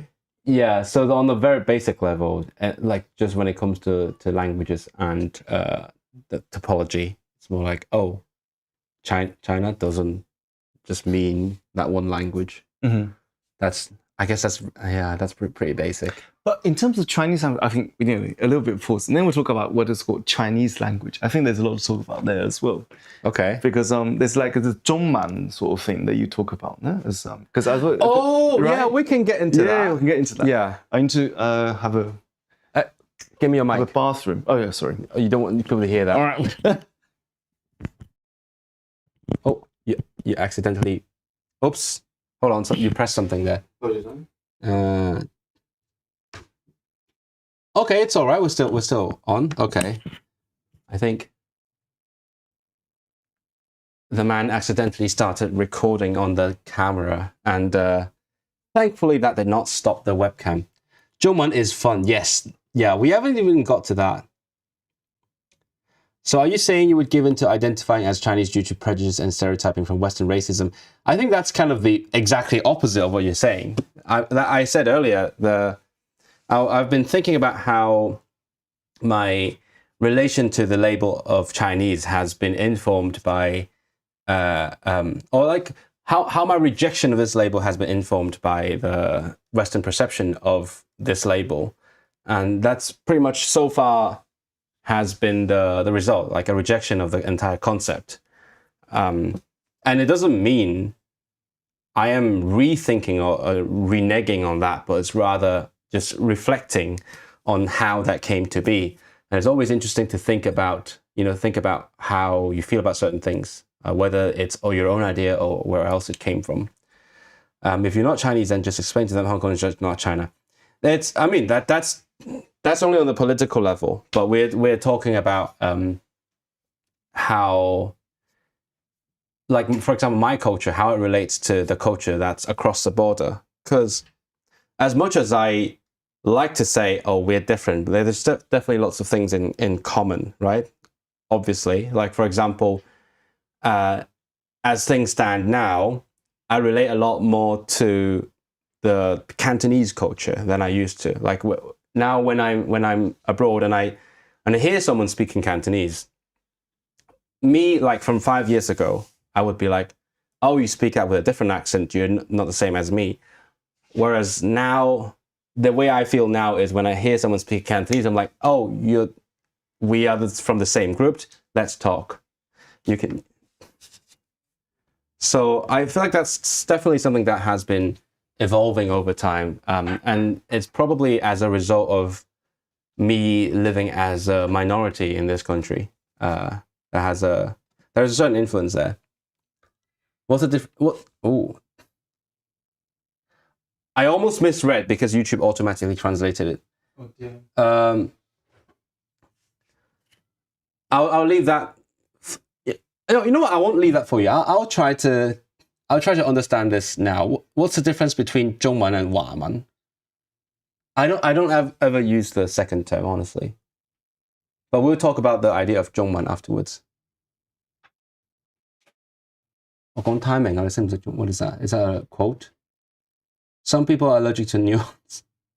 But I can see why some people are allergic to nuance, because like the moment you meet a new person, you want to, as quickly as possible, represent what you are, who you are, what you do, where you're from. You try to find the most efficient way, and that's also been a struggle, because like even outside of like ethnic identity, let's say you want to tell people what you do. So let's say me. Like, do I say I'm a YouTuber? I don't really feel like a YouTuber because I'm not. For example, I'm not making a living from it. So it's a similar sort of, not paradox, but like struggle. How you, as quickly as possible, get the message across, but also give enough nuance. Oh, I think I clicked something. You click something there again. No, because it's on the side. Where's your magnet? Yeah, that's fine. It's really... Anyway. Sorry, I'm not very used to this. Okay, cool. That seems okay. Anyone here? Yeah. You hear him? Good evening, Orange Barnacle. He's a regular. There are more differences between Hong Kong and China. Yeah. Because Singapore is not China. But that Singapore is... I can't say I know a lot about Singapore, but they are a lot more connected to the identity of Huaran, aren't they? Do people really know that there are Indian languages beyond Hindi the same way they know that there? I think That's a good question. I think so. People. So, relatively, I think people who know that there are at least Hindi and Punjabi and I don't know, Gujarati, right? At least these three. I would say Hindi Punjabi would be Hindi, more... Punjabi, Gujarati. People who know, who are aware, even if they can't name, about India, they wouldn't be aware of the same situation in China. That's my. So are you saying the average person you meet is more likely to know about other Indian languages than... Exactly. Mm-hmm. Okay, yeah. In my experience, I can't different say people may have experience, different experiences. But I wouldn't argue with that. No. Gibraltar. I've really seen... Well, one of my close friends is from Gibraltar, and he definitely doesn't insist that he's British. Oh, really? That's interesting. You know, I think a lot of people will be very surprised about certain things that. I mean, it may be a little bit difficult to accept at first, but I mean, with time, I hope things will become clearer to you. Anyway, we said that we're going to talk about... I think lots of people know that there's loads of Indian languages, probably couldn't name them beyond Hindi. That's okay. That's probably fair. But my point was that... they know more than they know that there are... The people who can name anything beyond Hindi, they tend to be, in my experience, they tend to be a little bit less informed about the diversity in China. But anyway... We're going to talk about Chinese as a language. So, like, obviously, the term... Oh, well, you know, we forgot that people even confuse the ethnic term with the language term even.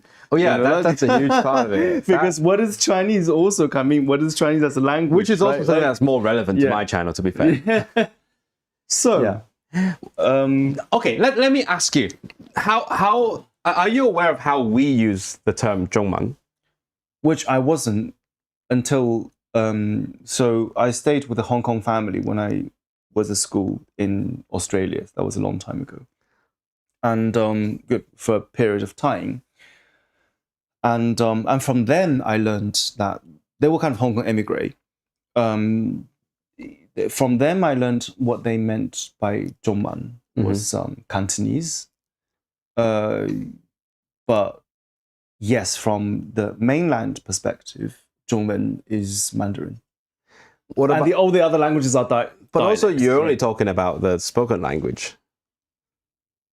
Oh, you're talking about... yeah, we when we say we write 中文, but we're not writing Cantonese. Right. So, but when you actually write out Cantonese, what do you say that you write? 口語. Huh? The spoken language, 口語. Oh, 口語. At least conventionally. No, but that's 口. That's...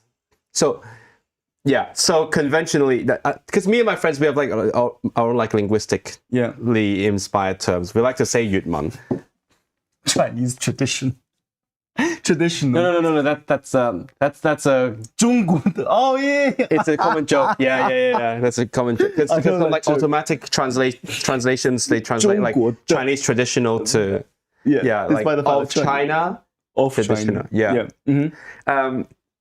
So the way we use it conventionally is when we say 講中文, that would be Cantonese. 寫中文, that would be like standard Chinese. Right. So basically that refers to the default in Hong Kong. Yeah. So if you speak Mandarin, that's not default. So you have like it's marked. It's a different label. How do you call Mandarin? Traditionally. I mean, from when I was in school, we would say 普通话. Okay. I'm what not about the sure about older- older. Yeah. Anything like 官话? No, that's definitely not conventional. Oh. What would older people say? Because as long as I've been Because alive, 普通话is a very it's recent. Yeah. It's a CCP invention, isn't it? Yeah. I honestly don't remember. Any Hong Kongers can tell me it like probably would be 官话. I really think doubt that it. term. That term sounds more traditional. but it's not common in Hong Kong. Right. Yeah. What would we have called it before we called it 普通话? Because there's a dichotomy between 官话 and 白话. Right. Yeah. So in like Guangdong, they would tend to say 白话白话 for whatever they speak. For what they speak. Oh. Yeah. So for example, when I meet someone from Guangzhou, they would say 讲白話. 国語. Yeah. No, but then again, it's But then that would be like the but you Republic have of to China. recognize a 国. That's What about before the 国? What about before the 国? I don't know. So like let's say in the Qing dynasty, what would they have called? Older people would speak 国語. Yes, but that still refers to a 国. That's like a language That's country. post standardization. So that's after they invented the What about idea of before like the one country? nation, one Is what I language, mean. right? Yeah. Before the country, that's what I'm interested in. Before the 国, what would? Yeah. That's interesting. Yeah, I never thought about that. Yeah, I don't know. Right? Because also that's a very sort of non-mainland term, to be honest. Yeah. That's a very I mean, in the current age is very like Taiwan colored, ROC colored term. So I don't know. That would be very interesting. Now. Yeah, because definitely 国语 the name would have been invented after they had this new. Oh, we have a country. We have a national language. Sorry, Snow Koala. You would be interested in knowing that the Manchu ruling dynasty themselves called themselves 中国. Oh no, you're gonna get him started on Manchu. I am. Bro has it's Daixing Gurun, but in the Chinese they also did call themselves 中国. By which I by no means mean that it's a semantic equivalent of 中国 now, but they did recognize themselves as the legitimate rulers of whatever they called China. So you need to be a little bit more nuanced with your choice of your perception of certain terms. Anyway, Chinese language, 中文. Kenneth says maybe 北方话. Maybe. Yeah, maybe that the makes northern speech that makes more sense. I know that one of the possible names for Mandarin in Taiwanese Hokkien would be 北洋话. 福建话. No. Like Beijing speech. Wait, for Taiwanese? No. For the name for Mandarin in Taiwanese. Oh, right, okay. Would be... One of the possible names would be like Beijing speech. Yeah. And that makes more sense. Isn't Guanhua the older term? Yeah, that's probably... I thought so as well. I thought maybe that's too old for me. But I had never heard about it until Polyglot Gallery.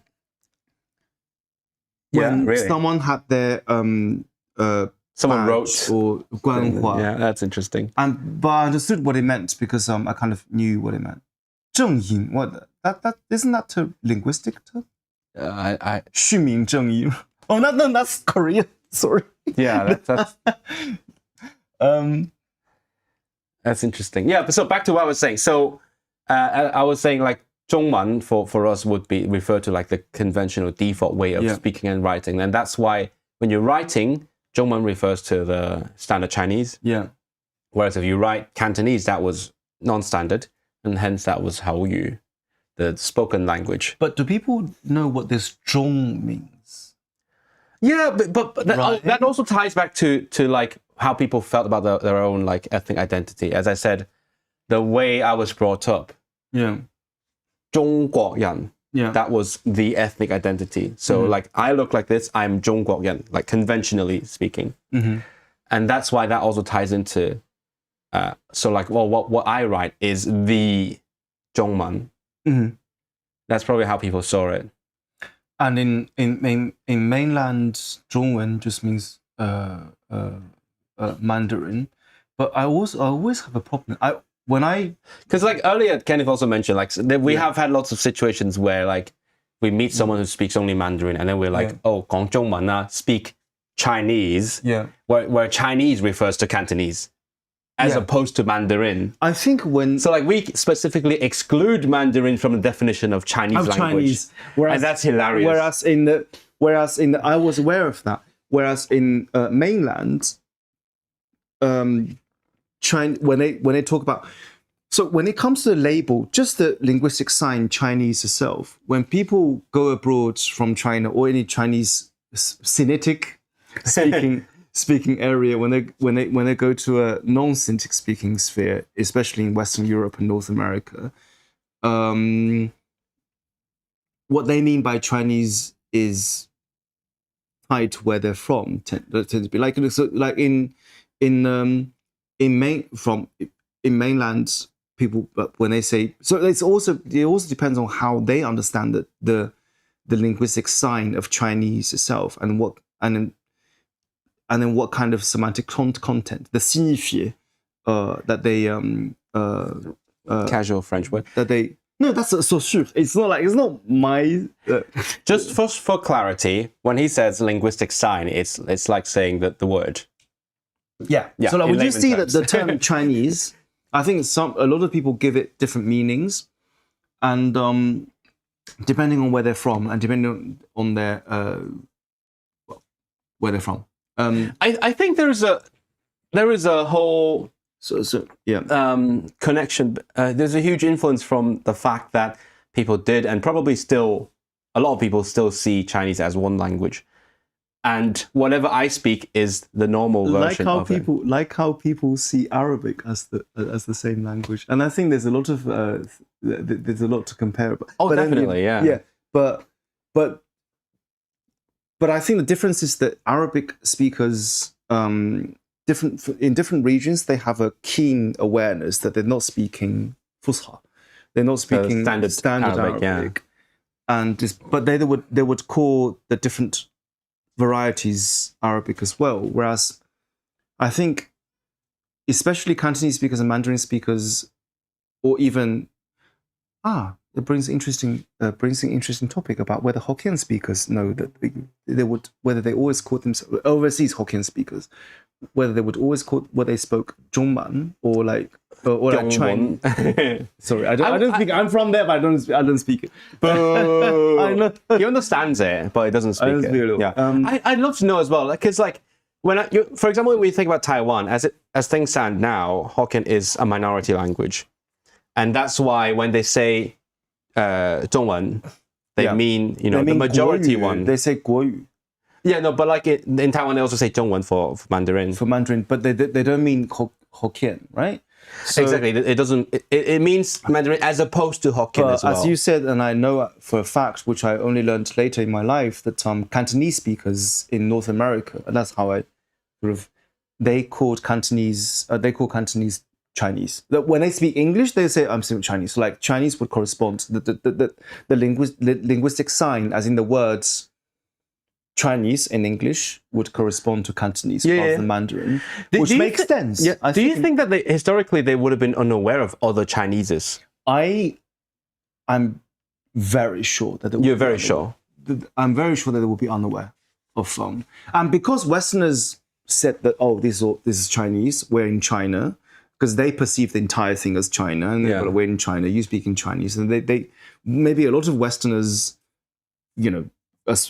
going back as far as the first missionaries when they first landed in China, and then they if they were in the Cantonese speaking areas, they would be like, okay, these people are speaking Chinese. Yeah, but that turned out to be Yue language, right? And but my I won't say problem because it's a bit of prescriptivist effort. 唐人话, 唐人话. Who says that though? That's fine. I don't know if anyone says it. My mom. Xiamen. Yeah. His mom's from I'm not sure. Is it Xiamen or somewhere else? It's Hokkien.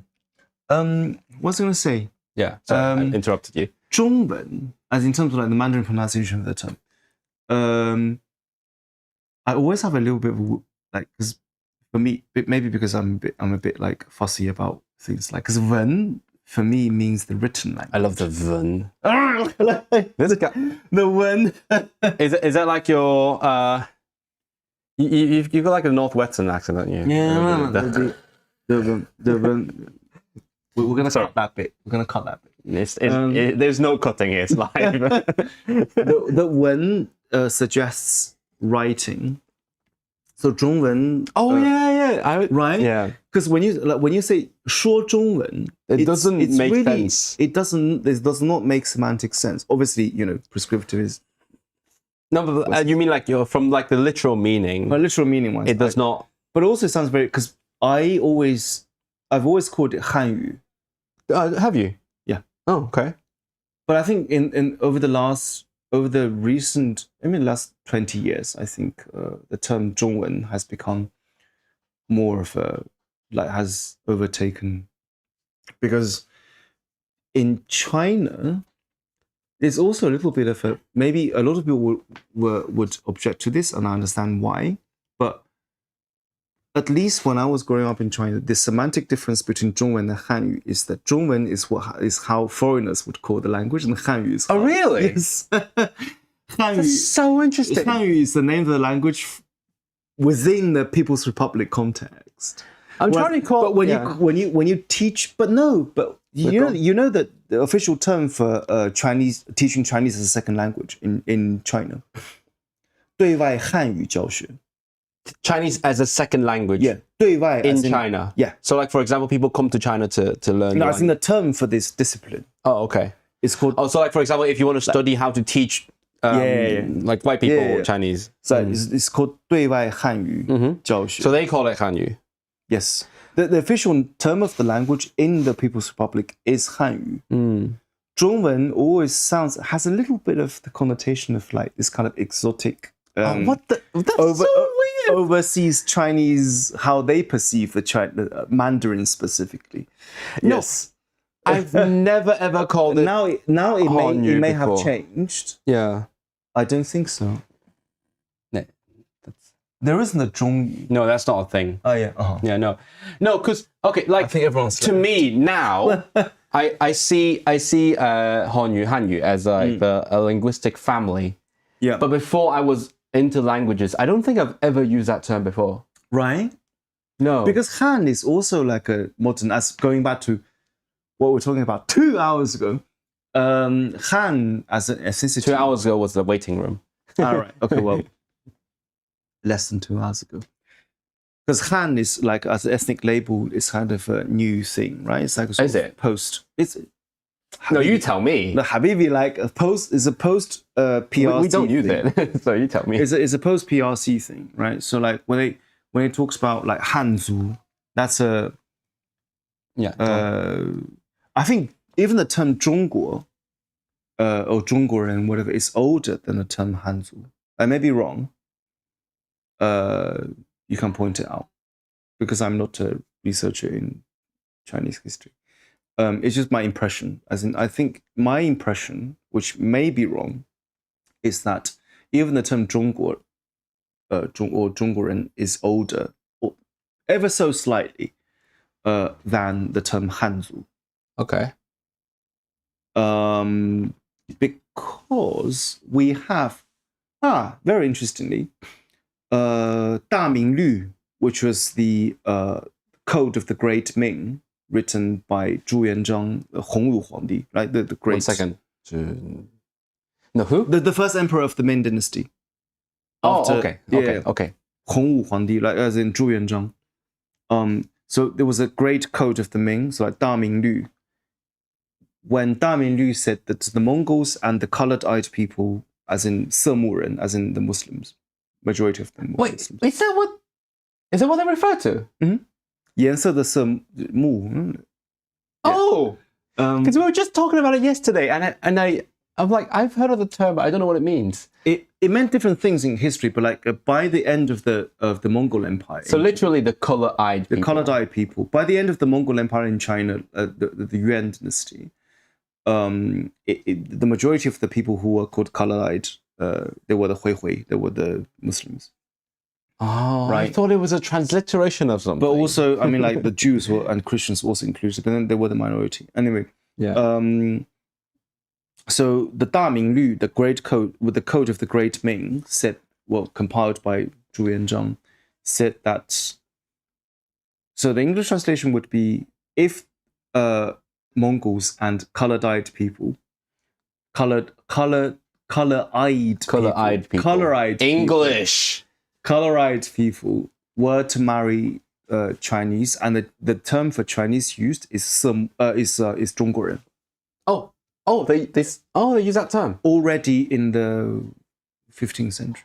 That's crazy. Okay. So, which also shocked me because the Da Minglu said 凡蒙古色目人中国人为 can't remember the you can find this, the document. The document is a very famous document, the edict of the emperor, and you can find it on Wikicommon even. Wikicommons. I think 中国 is older because it was the term for the central countries under the yes. The 周朝什么？周朝。That's fucking ancient. That was a long time That's ago. before. No, the term was used, but obviously in different periods of history, it meant different the term meant different things. But what I found really interesting was when the Chinese took over the Zhongyuan, the Central Plains, formerly ruled by the Mongol Empire.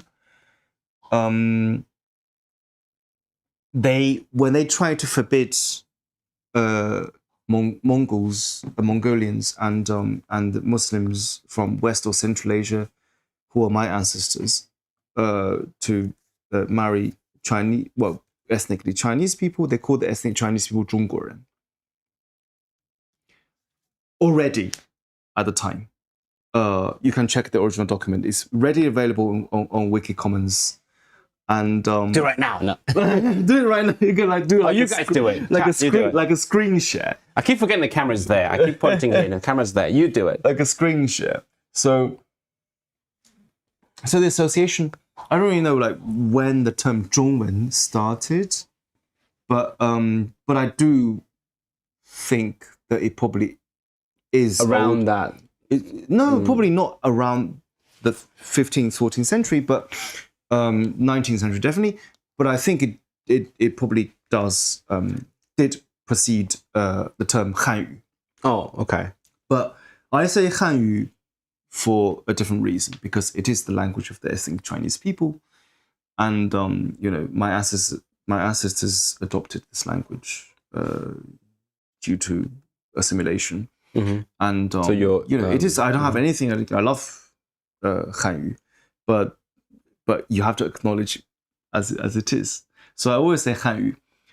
And also, when you say you speak something, you don't speak a 文, you speak a 语. Like you speak a language, you don't speak a writing. You're being prescriptivist again. No, it's not prescriptivist. People say that. It's not like it's how do you call it? Like, semantically.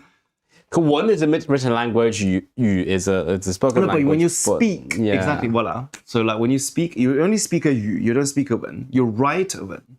You write a 文. Sorry. Well, that's how people use it. People use it, yeah. I'm not even talking about. I'm not going to persecute people who use it, but like, still, what is this? 猪下. Yeah. Well, again, the thing about how the Chinese considered surrounding people as barbaric is actually a very Western understanding of these terms didn't even translate as barbaric, and then barbaric doesn't even translate as whatever you mean. I suppose you meant savage or uncivilized, right? Barbar just means someone who speaks a language like Niemiec, like in Slavic. Bro Germans casually pulls out the etymology of barbarian.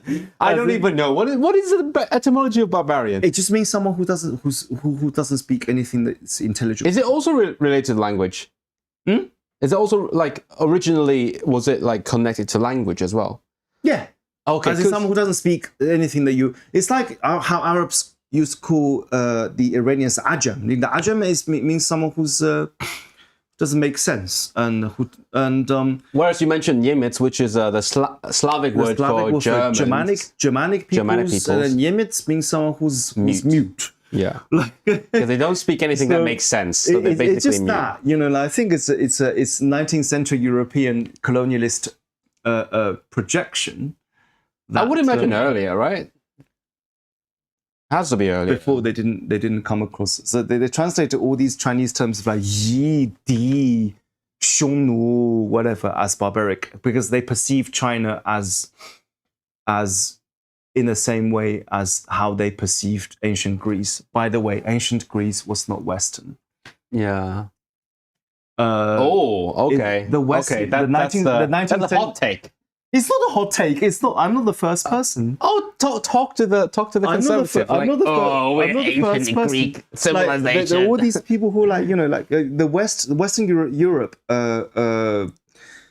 desperate for an identity, appropriated ancient Greek heritage. I do want to bring this up because Snow Koala brought this up because you didn't mention this. Yeah. This Man Yi is us, right? That's what described people from where I'm from.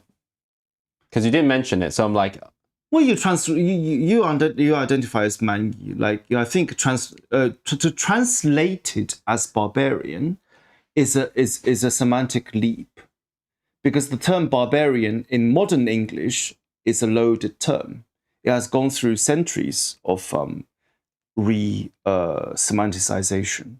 So I haven't even questioned that, because like when we study Chinese history, I'm not denying that a lot of Chinese, ethnically Chinese people at the time saw people from the so-called peripheries, I say so-called peripheries, as that's a key word, some sort of less civilized. I'm not denying that, but to use the term barbarian to translate these terms, 蛮夷匈奴鲜卑羯低羌, right? These things, and is a generalization, and because these terms are more nuanced than the term barbarian. You're adding a lot of color to the terms, because you're drawing an equivalence between this term, which is the term for certain ethnicities, I also do and that term. I also do think that the West must be held accountable. Yes, let's. People from the South and people from the East.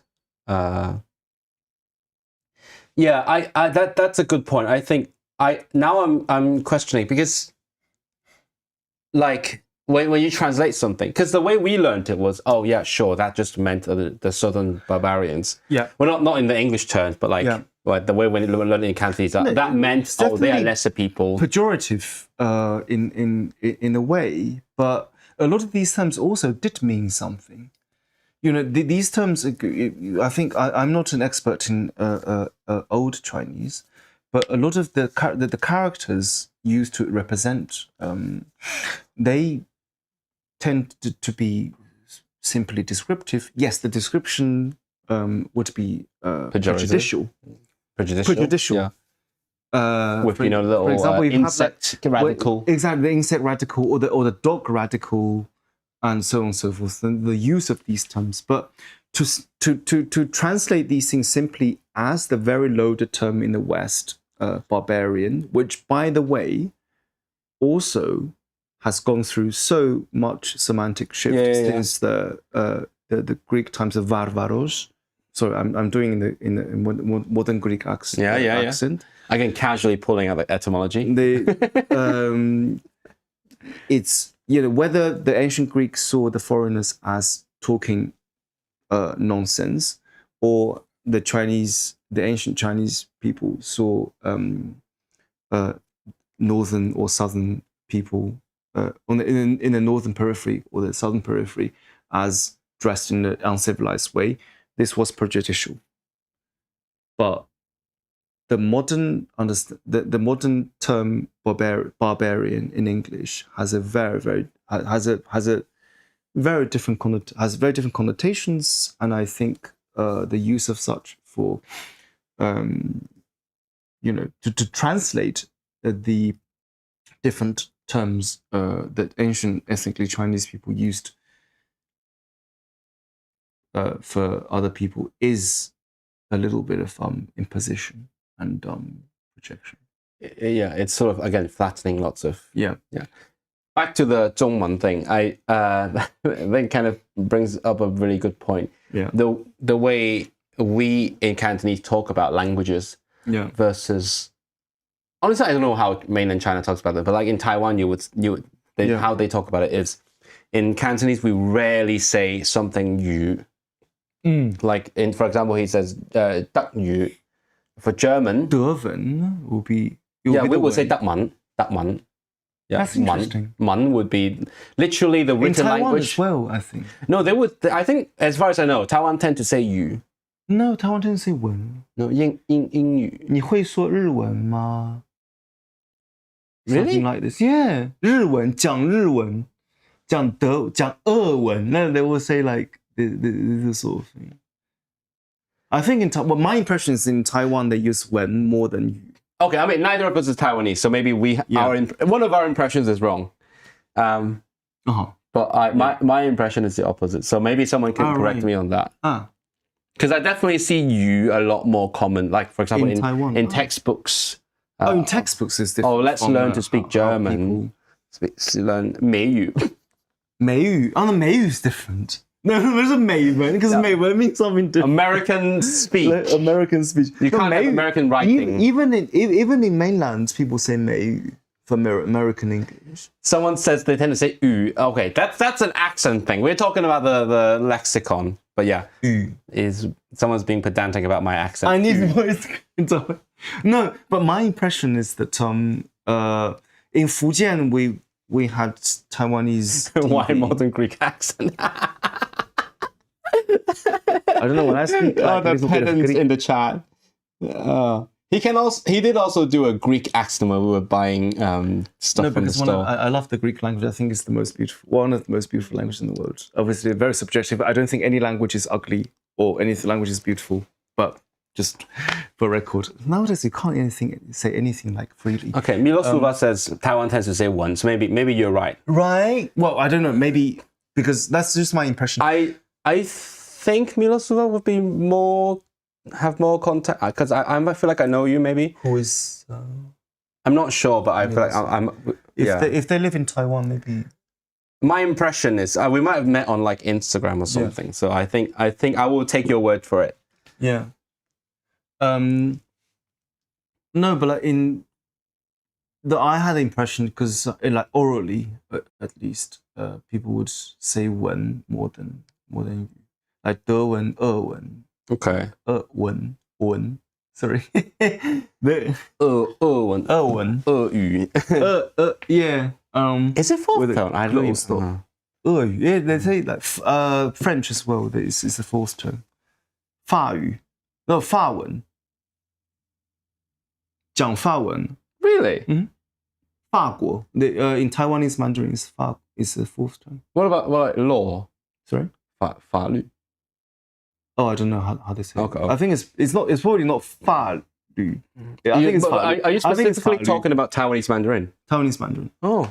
At least in mainland we know. So how do you say in China, 法语, like 法语, but then it changes tone to the second. Yeah. Okay. So and then 俄罗斯, as in, but in Taiwan they say 俄罗斯.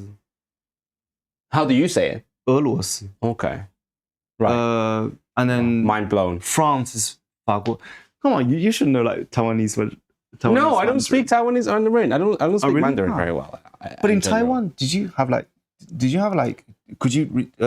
watch Taiwanese TV? Not really, not me. No. Oh, right. I mean, a little bit when I was a teenager. Because you've got a good entertainment industry. Why would you watch Taiwan? They do. Yeah. In China, we watched a lot of Taiwanese TV. At least when I was little. Oh. I think I did have a phase where we watched it. Like they were quite popular. Especially 综艺节目, the variety shows. Variety shows. No, but yeah. So I think in Taiwan it's more 文, which is interesting because. Linguisto says, yeah, they say one. Sorry, my bad. Right. So I'm wrong. You're right. You may know me. I'm the Taipei guy. Yeah. It's just a country so far. In other contexts, so far, but it's far one. Okay, it is 法律, no? So we did have some language learning today. I did learn Well, something of course, new. we can't escape. As we said, we will never escape language learning. You watch a lot of Taiwanese YouTube? That's Okay. how we. I also watch a lot of Taiwanese. Do you? Yes. What do I watch? I don't even know what I watch. Sure. I mean, I don't even have time to watch stuff, but mostly I watch a lot of like language learning content. So mostly in English, and then like the news and stuff. So maybe, yeah. I don't know why I was under the wrong impression. I don't have a lot of exposure to Taiwanese sort of. I guess when you talk about the written language, Taiwanese, Chinese, 中文. For some reason, I can like no, I do pronounce things in Mandarin in general with a Taiwanese accent, but like when it comes to specific things that differ, I have no idea whatsoever.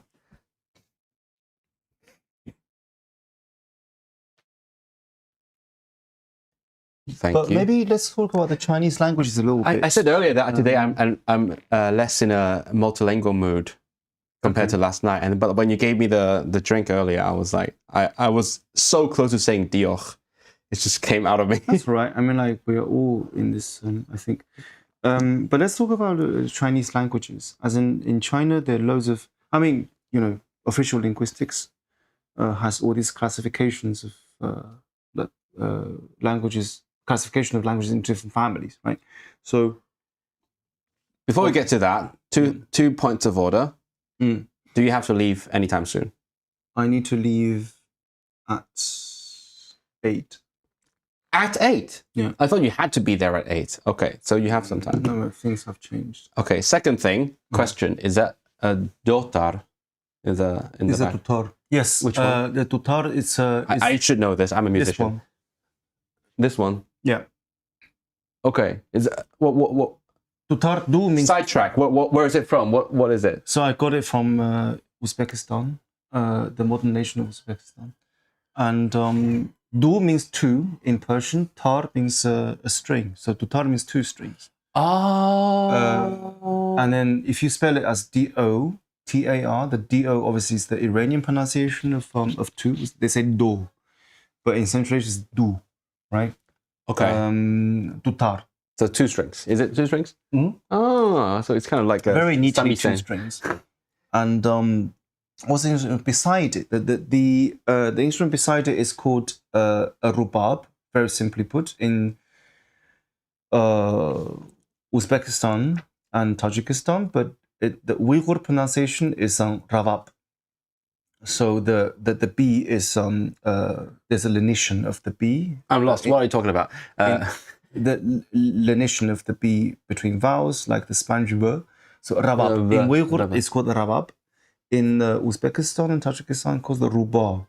Rubab. Obviously, rubab refers to different things, different stringed instruments in across the, throughout Asia, as in from West Asia all the way to Central Asia. I think in the Arabic-speaking world, a rubab refers to like a bow instrument, but it's stringed anyway.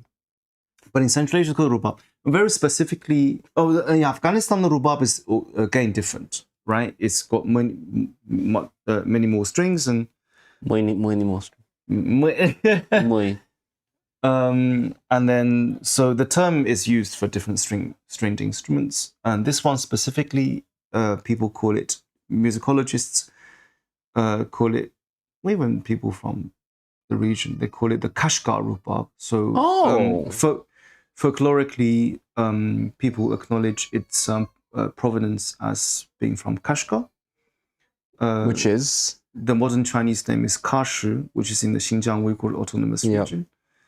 I wonder if the viewers know Kashgar. If I say Kashi, it would be. Yeah. And so even in Afghanistan, this is also played, probably more to the eastern part of Afghanistan. In Afghanistan, it's called Kashgar Cha, right? So in Afghanistan, it's not a very popular instrument in Afghanistan, as far as I know, but in the Pamirs, in the Badakhshan region in Afghanistan, it is played. Because normally in Afghanistan, the rubab is a larger instrument and has more strings, and you play it on the lap. So rubab, but in Afghanistan, when they say rubab, it's a different instrument, but it's related. Okay. And then also when you go to the very much southern part of the Xinjiang Uyghur Autonomous Region, there's a dolan rubab, which is slightly bigger in terms of the bow. Daolang, they say, and then in terms of the bow, and then it will be very similar to an instrument played in Kashmir. Anyway, so it's called the rubab. Takes me back to world music class. It's called the rubab. Next to the dutar is a rubab, and yeah. Wait. Okay. So this is a dutar. It's a dutar. I don't know if that's both of them I got from Uzbekistan, because there are two types of Kashgar rubab. I'm impressed you managed to take them back, because I mean. Oh, with Turkish Airlines, okay, like really? With Turkish Airlines, because flying is a nightmare for musicians. Because Turkish Airlines, they understand.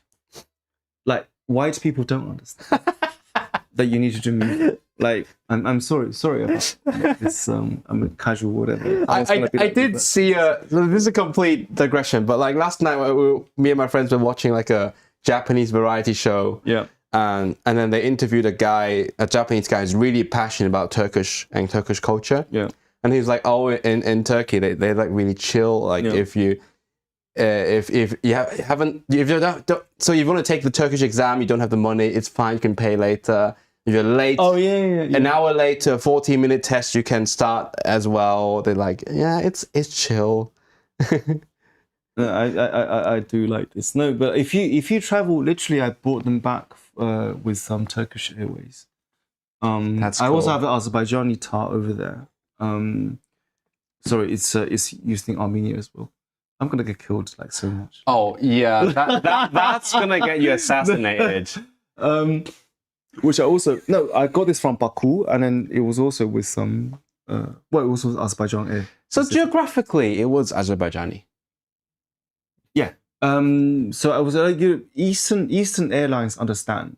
It's also with this, like, especially like, Scandinavian or like Western Europe or Northwestern European. Oh my God, I flew with some Swiss Air once. Oh, I did recently. I'm so sorry. I don't understand. Like, literally, they were like going through every like hand sort of luggage, like with a little scale to kind of literally weigh it. Wait till you try taking a train in Canada. Oh. They weigh your luggage for the train. It's mad. And Kenneth says, if one string breaks, does the dotar become a yektar? Exactly. Well, there is actually an instrument called yaktor. Oh, right. Yektor. Okay. I don't know where it is played. I've heard about this instrument called the yaktor. Yaktor. One string? Is it one string? It's one string. That's mad. That's like, you just do different frets. And then, yeah, sure. That makes sense. It's like playing like a rubber band. But just in case anyone finds it, I doubt anyone watching this video would last this long. But just in case, Let's see who's here. As in, 16 people. But afterwards, okay. As in, as a recap of the video. I'll put timestamps. There are two varieties, at least I know. Maybe there's three, but I've only seen two with my own eyes. Varieties of this Kashgar rubab. This one is used in what is now Uzbekistan and Tajikistan. It's double string, and a bam. So like a what? A bam, as in bass. Dum. Oh, okay. So it's like technically 3 strings, but the first 2 strings are doubled. But in the Uyghur region, double string as in like 2 strings that are the same and they play at the same time. Yeah. Okay. Like the old the Arab guitar. Don't quote me anywhere saying this. You know the oud. Oh, the oud. Oh, yeah. I'm vaguely aware of it from world music class. All the strings are doubled, right? Yeah. And then, but there's a variety in the Uyghur region, which is I also have it, but it's under repair. Well, it's very. It needs repairing. It has more strings, and it has like sympathetic strings. I know about that. So that means So the string to the back It's that you don't really it's play, like but they single, sort of, single, and then sympathetic strings. yeah. So there are two different types of the Kashgar rhubarb. One of them is more used in the Uyghur region. The other one is more used in the formerly Russia-occupied Central Asia. What, like some, the southern parts, so like Uzbekistan, Tajikistan. So it's the one that I have. And the skin, if you're wondering, is, I got told, it's fish skin. This one? It's fish. Which one? Yeah, this one. This one. No, this one. This one. It's fish. The skin is fish. That's a big fish. I was told. Okay. This is so far away from what it was starting to talk about. Yeah, no, but just in case someone was under the misconception that this guy wants to oppress like those coaches.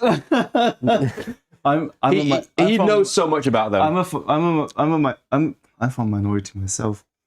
Yeah, but going back to what we were talking about, I mean, wait, no, the lute comes from oud. Yeah, al-oud. What? Al is the. Yeah, I know what. I know. Al what? Al is the. Al-oud. Is it? Oh, mind blown. Like I've known about the lute for so long. In Greece, there's an instrument called lafta.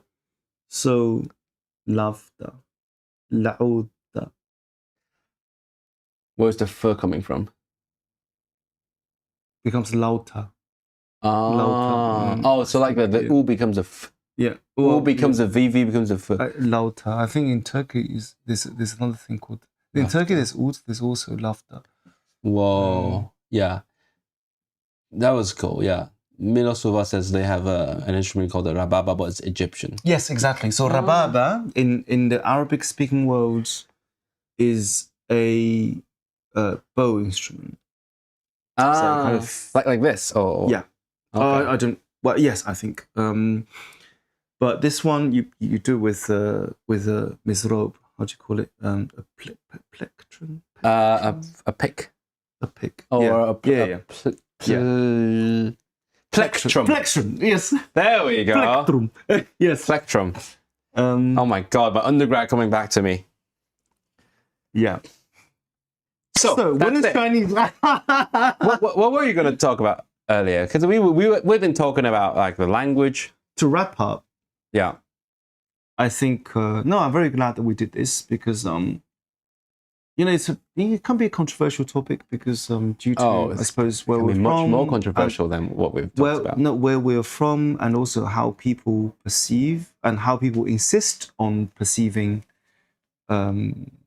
the term Chinese, the term I insist, in the way that they are used to, and I'm very, very glad that we did this. It was not an academic talk, whatever, right? But it was very unstructured. Yeah. But I think we did address, if anything, for people who wanted to see what happens in the end.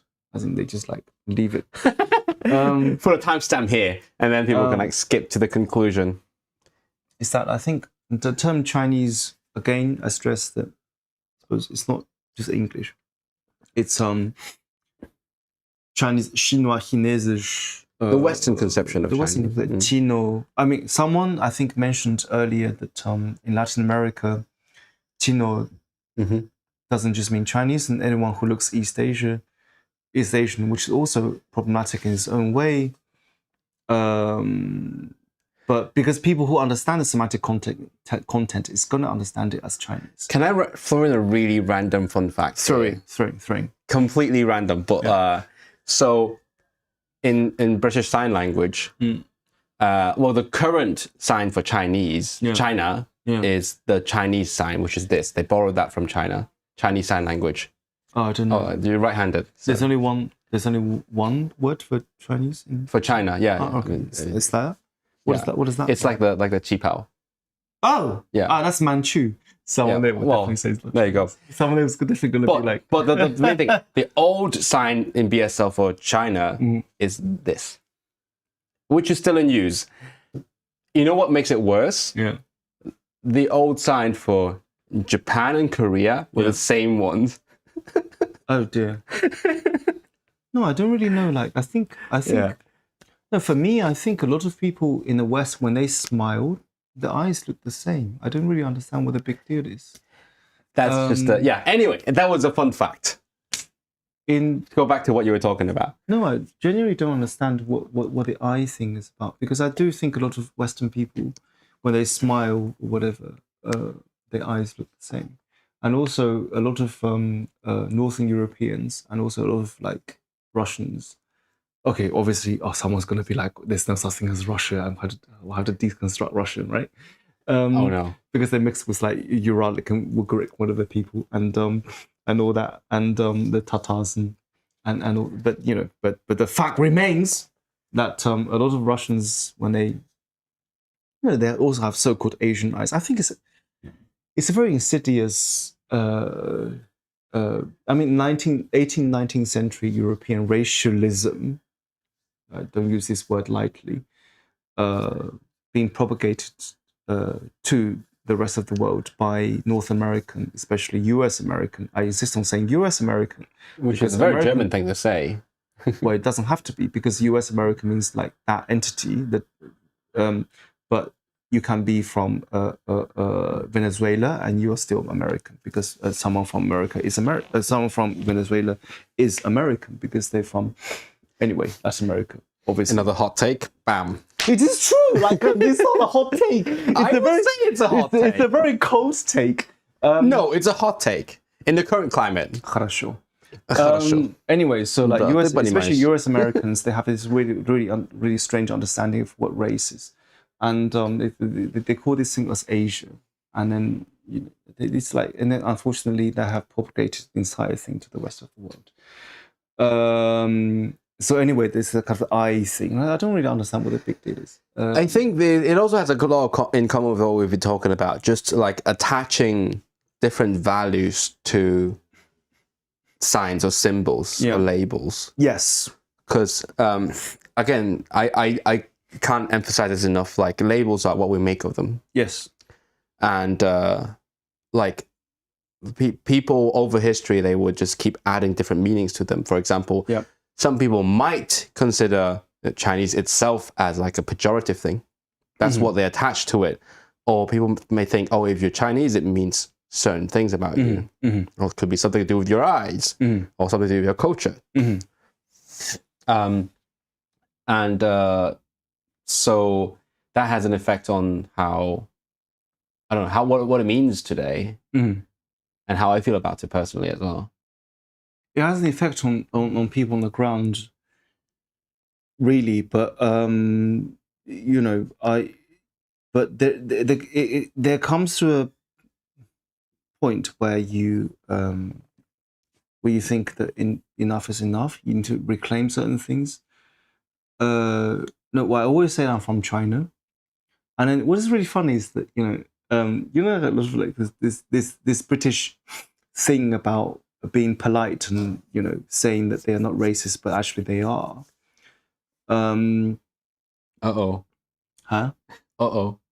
What? Uh-oh. Now go on. Anyway, about how they really want to know where you're from, but they try to sort of express the desire to understand in such a way that they wouldn't come across as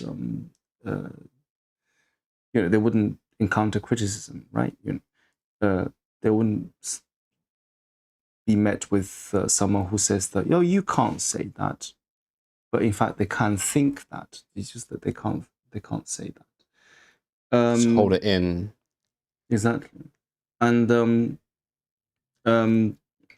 so they will be like, oh, but you were born here, right? So because a lot of people from different backgrounds here, they will be like, oh, I'm actually from Manchester, I'm from Birmingham, I'm from I don't know, Newcastle, and here they fall into this trap of people like, but where you're really from? I'm actually not from here, but wait, really? Did it? Oh. I thought it would be different in London. I'm actually no, but I don't really know. I haven't really encountered a lot of people. I barely go out. Well, I go out, but you go to different countries. I don't usually go out, but when I go, but you know to when Armenia. but you know when people like they want to kind of be a bit like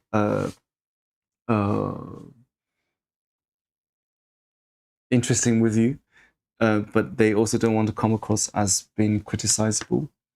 They'll be like, they'll ask different questions.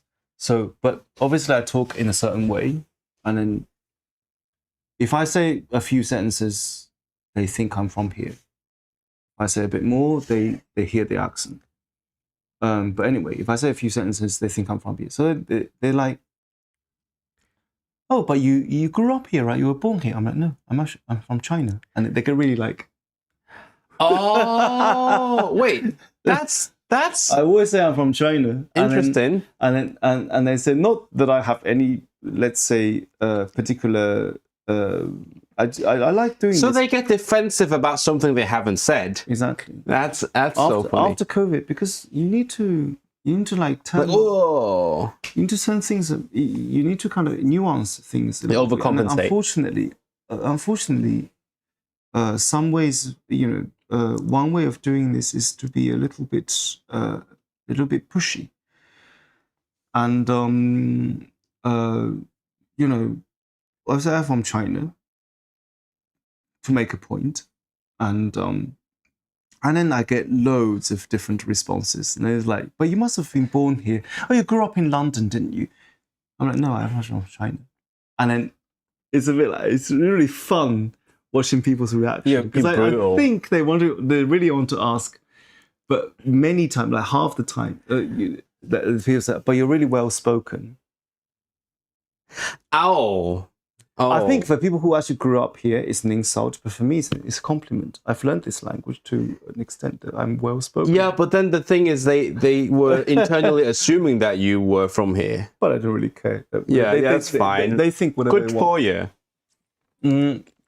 And yeah, I tend to be like, oh yeah, I'm always improving. But then the language bit, and then and also the name thing, and then. People get confused, and I think probably for you as well. Mm-hmm. Before I was a bit afraid of making people confused, because there's kind of being accepted and what is good, and if they think you're too complicated, they may not like you and all that. But I'm beyond that these days. So like, if you don't understand me, like, it's your problem. It's actually not mine. And if you don't get it, I would explain to you. If you don't get it, it's your problem. But after all, it's still quite frustrating when people ask you, "Oh, you're from China, so do you speak Cantonese or Mandarin?" And even I think what is really sad is when, to me at least, is when I think I posted about it a few years ago on Twitter. On Twitter. This guy's big on Twitter, by the way. I should have mentioned that earlier. No, by the way, I insist on calling it Twitter. I know it's become X. No, we're dead naming it. We have all agreed on doing that. But Elon Musk is... yeah, we don't ignore that guy. Elon Musk dead names all the time. So yeah, so we don't acknowledge... Exactly. So I still call it Twitter. So I'm fully aware. I'm not 60. I'm just on Twitter. I think I posted something about this frustration surrounding Cantonese versus Mandarin, because I'm actually from a place which is neither Mandarin speaking nor Cantonese speaking. Even though you yourself are Mandarin speaking. I'm Mandarin speaker. You did not pick up the local lingo. Nah. Well, because my family also moved to a different place. So do you speak Cantonese or Mandarin? I speak Mandarin. Yeah, he does actually speak Mandarin natively.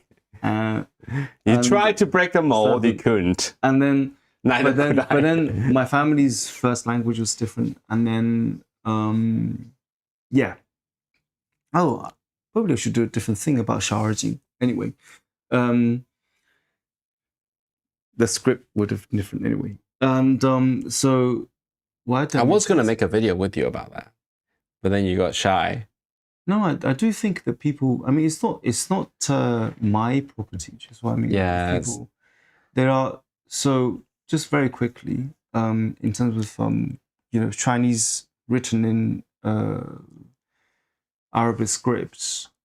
I did do a presentation about it 2022, and then it was online, and then kind of did another. I wrote a little online article, not an academic one, on it, because traditionally Chinese-speaking Muslims in China, a lot of people were kind of didn't have access, let's say, to the official bureaucratic system, so they wouldn't receive classical Chinese education. They would receive madrasa education, and they would write down their language with the script they were familiar with, which would be the Perso-Arabic script, especially in the northwest, right? And or central part of China. So that's called Shaojin. Shaojin, I think the original would be Shaojin. So it would be a language. Well, it would be the written language in the madrasas, religious schools.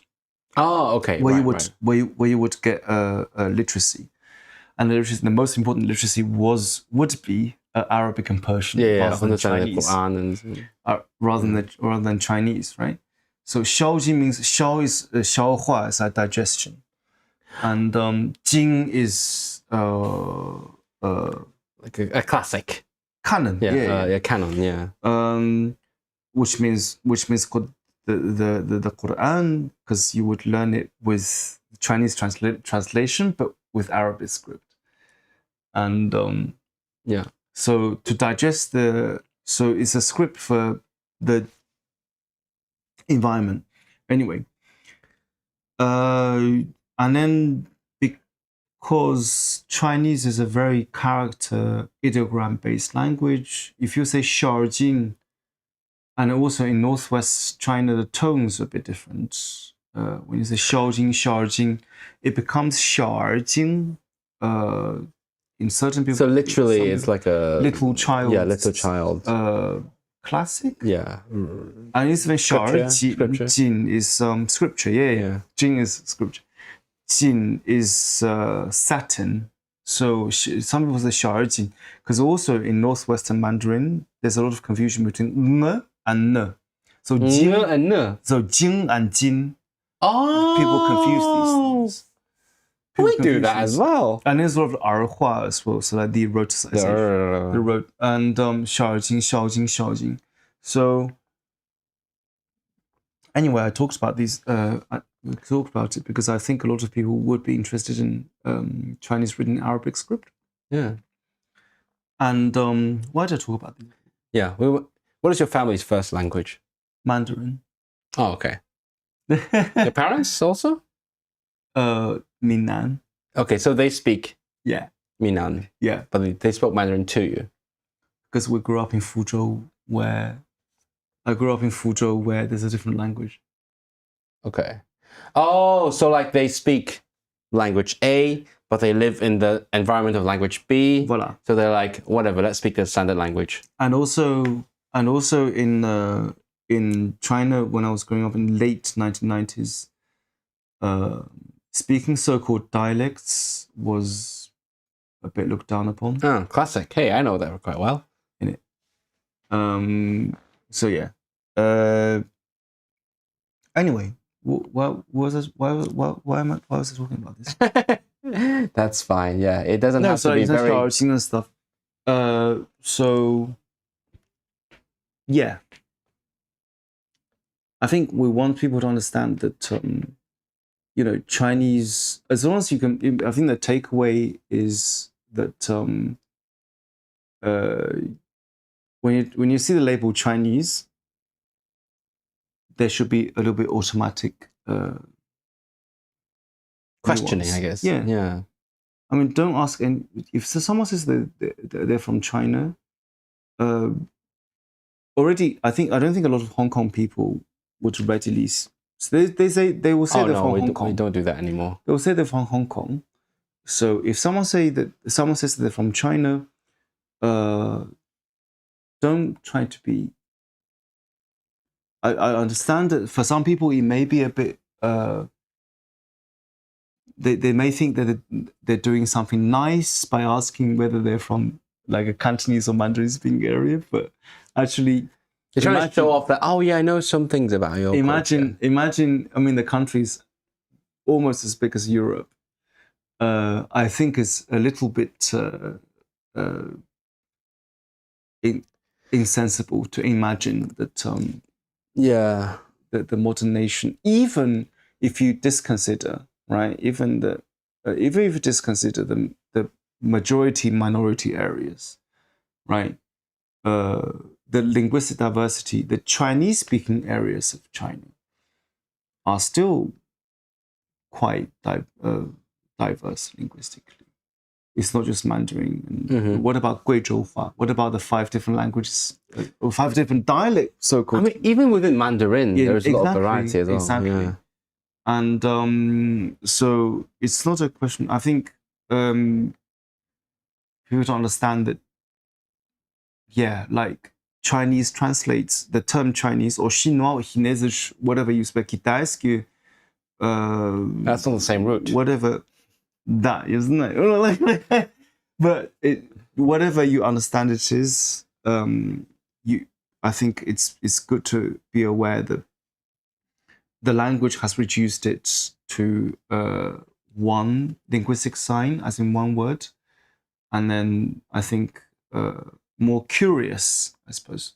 Obviously, not everyone has to know this, but more linguistically or culturally curious or sensitive people, I think it's good for them to understand the nuance or to be kind of bit prepared for the nuance. I think that's how I approach lots of things as well. It's rather than like thinking I know stuff. It's more like I am here. I'm prepared to learn something new. I'm prepared to be wrong. Yeah. Please tell me something about this. Yeah. And I think oftentimes it's something that's missing in a lot of like these kind of conversations, like present, like not but present, as you that's not said, English. but as you introductions. Said, but as you said earlier, when people like first meet and there's nice to meet you, and you only have this much time, it is also a bit too much to ask. Yeah. Kind of. But it's just general. I think, when people say they're from Barcelona, usually they understand immediately. It's to do with cultural, right? Like, or why they said they're from Barcelona and not Spain. Exactly. There is a good reason for Catalonia, that. I think there are more people who understand that this Catalonia has a different language than. There's some ethnic minorities or minority divisions in the world that people are more willing to understand, cognizant of, than others. And obviously, the reason would be how it would be the Western-centric perception of the world. But we choose that. But we haven't talked about the name thing. The name thing? What's your name thing? As in, maybe it's a topic for another conversation, but you know how like in many parts of Asia, people have different names for different occasions. They have different names for different registers of social communication. Like in ancient China, there was a name. Oh yeah, which was given by your parents, and it was a name used for when you became a part of the literati, and then there would be some like. Yeah, but I think that's I remember you showing a lot of interest when I made the video about like Hong Kong English names, because it actually conceals a lot of interesting cultural background and how we approach the world as it is. Yeah, Yeah, that's definitely something that could be like The next episode. at some point, maybe. The next episode. But I think, some point. back to what you were saying earlier, because when I introduced myself, again, I was saying you made me sort of have an introspection about why I do certain things. Yeah. Like, it's not like I'm changing how I do things, but like I'm just thinking about why I do them. And I do think like when I say I'm from Hong Kong, that is actually implying a lot of extra information. Yes. That I'm sort of hoping the other would get. Yes. And especially within a short period of introduction. Yeah. That's like the shortest, most concise way to express what I want to say. And I've definitely been in situations where people don't get the cue, like repeatedly, and I'm like, okay, let's leave it there. I'm gonna move on to someone else. Like, that's enough. I don't want to spend the whole night arguing about certain things. Exactly. And I think it could be a similar situation for. And I also do think like you and me, we're like on the periphery of Chineseness. We are connected to Chineseness in certain ways and not in other ways. Exactly. And that's why you more geographically and me more culturally, I think. But also, even if you talk about language, like you obviously you speak Mandarin, which is like the standard Chinese language, whereas, but it's also like not your ancestral language. Exactly. Whereas my ancestral language is Cantonese, which is a Sinitic language, but also is now like pitted against Mandarin as like, oh, we're the opposites. Yeah. So there's a lot of conflicts in between our individual identities and whatever is Chinese. And let's not forget that I think now I remember what I was trying to say. Like overseas Chinese communities, they have their own understanding of Chineseness. I think a lot of them do have this, if not a dichotomy between Mandarin and Cantonese, at least a tripartite or even quadro. So for them, I think the linguistic reality of being Chinese is Mandarin, Cantonese, Hokkien, and Hakka. Ah. Right? Like, because... I thought you were going to say like the local language where they live. So like it's also in opposition. Malaysia and stuff. Or for example, like English. Ah, right, okay. Yeah. No, I'm more talking about, I suppose, Southeast Asia. Or North America, English, but like in terms of like Chinese language, I think they perceive it as Cantonese. I suppose traditionally first and foremost, and then so-called Hokkien, and then Hakka, and then Mandarin. As if out of these four things there were nothing. Yeah, I can see that. As well. So when I posted something on Twitter about the dichotomy between Mandarin and Cantonese, I actually got a lot of attack. I need to see that post. That was probably 3-4 years ago. I actually got a lot of attacks from overseas, I think mostly overseas Chinese communities, because they were like, you don't understand the reality, and Chinese is Mandarin versus Cantonese, and it's at least for us, and you don't understand the majority of the the Cantonese speakers are a significant quite significant percentage of overseas Chinese communities, and for us, don't think you can't blame us for doing this. Yeah, I'm not. People, why are people so angry on social media?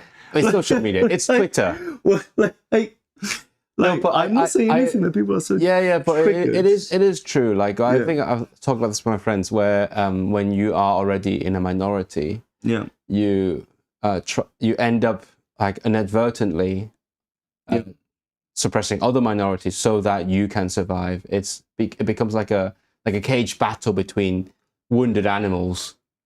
That's the craziest imagery that I've ever brought up. And I do think that in North America it gets heightened because everyone's like, I'm this label and that label. All these labels got together. I've got 5 labels, and that's the bag of my identity. I've got this DNA test where I'm like 33.5%. Right. I'm fifth generation Italian, and I'm still Italian. Anyway, So I do think that I understand where people are coming from. It's very frustrating when people in overseas Chinese communities, they'll be like, yeah, but what do you mean? But we are the biggest, we are one of the biggest, you know, are you ignoring us? I'm like, Habibi, I'm not doing that. Yeah. Mm-hmm. On that note, I think it's already 3 hours. It has been Thank 3 you for being with us. That's usually how it happens. You're like, you amazing. Talk about certain things and suddenly, bam, 3 hours. Yeah. Hope you enjoy this. I enjoyed this immensely. I hope you guys we definitely enjoyed it as well. There is still a lot left on the table. Like, for example, because it's your first time on this channel. We've mostly focused on your perspective of things, and then maybe at some point we can talk about how, like, your perspective of my perspective. You know what I mean? Mm-hmm. Oh wow! Yeah, because that could be interesting. But I think we talked about it. We covered some of it. Touched upon it. Because there was a lot of things that we've talked about these things before. Yeah. There are some things that we agree on. There's some things that we don't agree on. Yeah. And that's what makes life interesting, right? Yeah. So maybe, I don't know, because today I came all the way to London to do this. So maybe at some point we can do it again. Do something like this. In like, Manchester. Do a podcast or whatever. Or maybe live or not live. We'll see. But you're always very welcome to so much. Manchester. So yeah, I think we'll leave it here. And thanks everyone for joining. Thank you everyone. Especially those who ask very interesting questions with like lots of insight. Yeah, we've got good audience here. So we'll thank you guys for joining. That's something I've learned. We gotta wait a few seconds before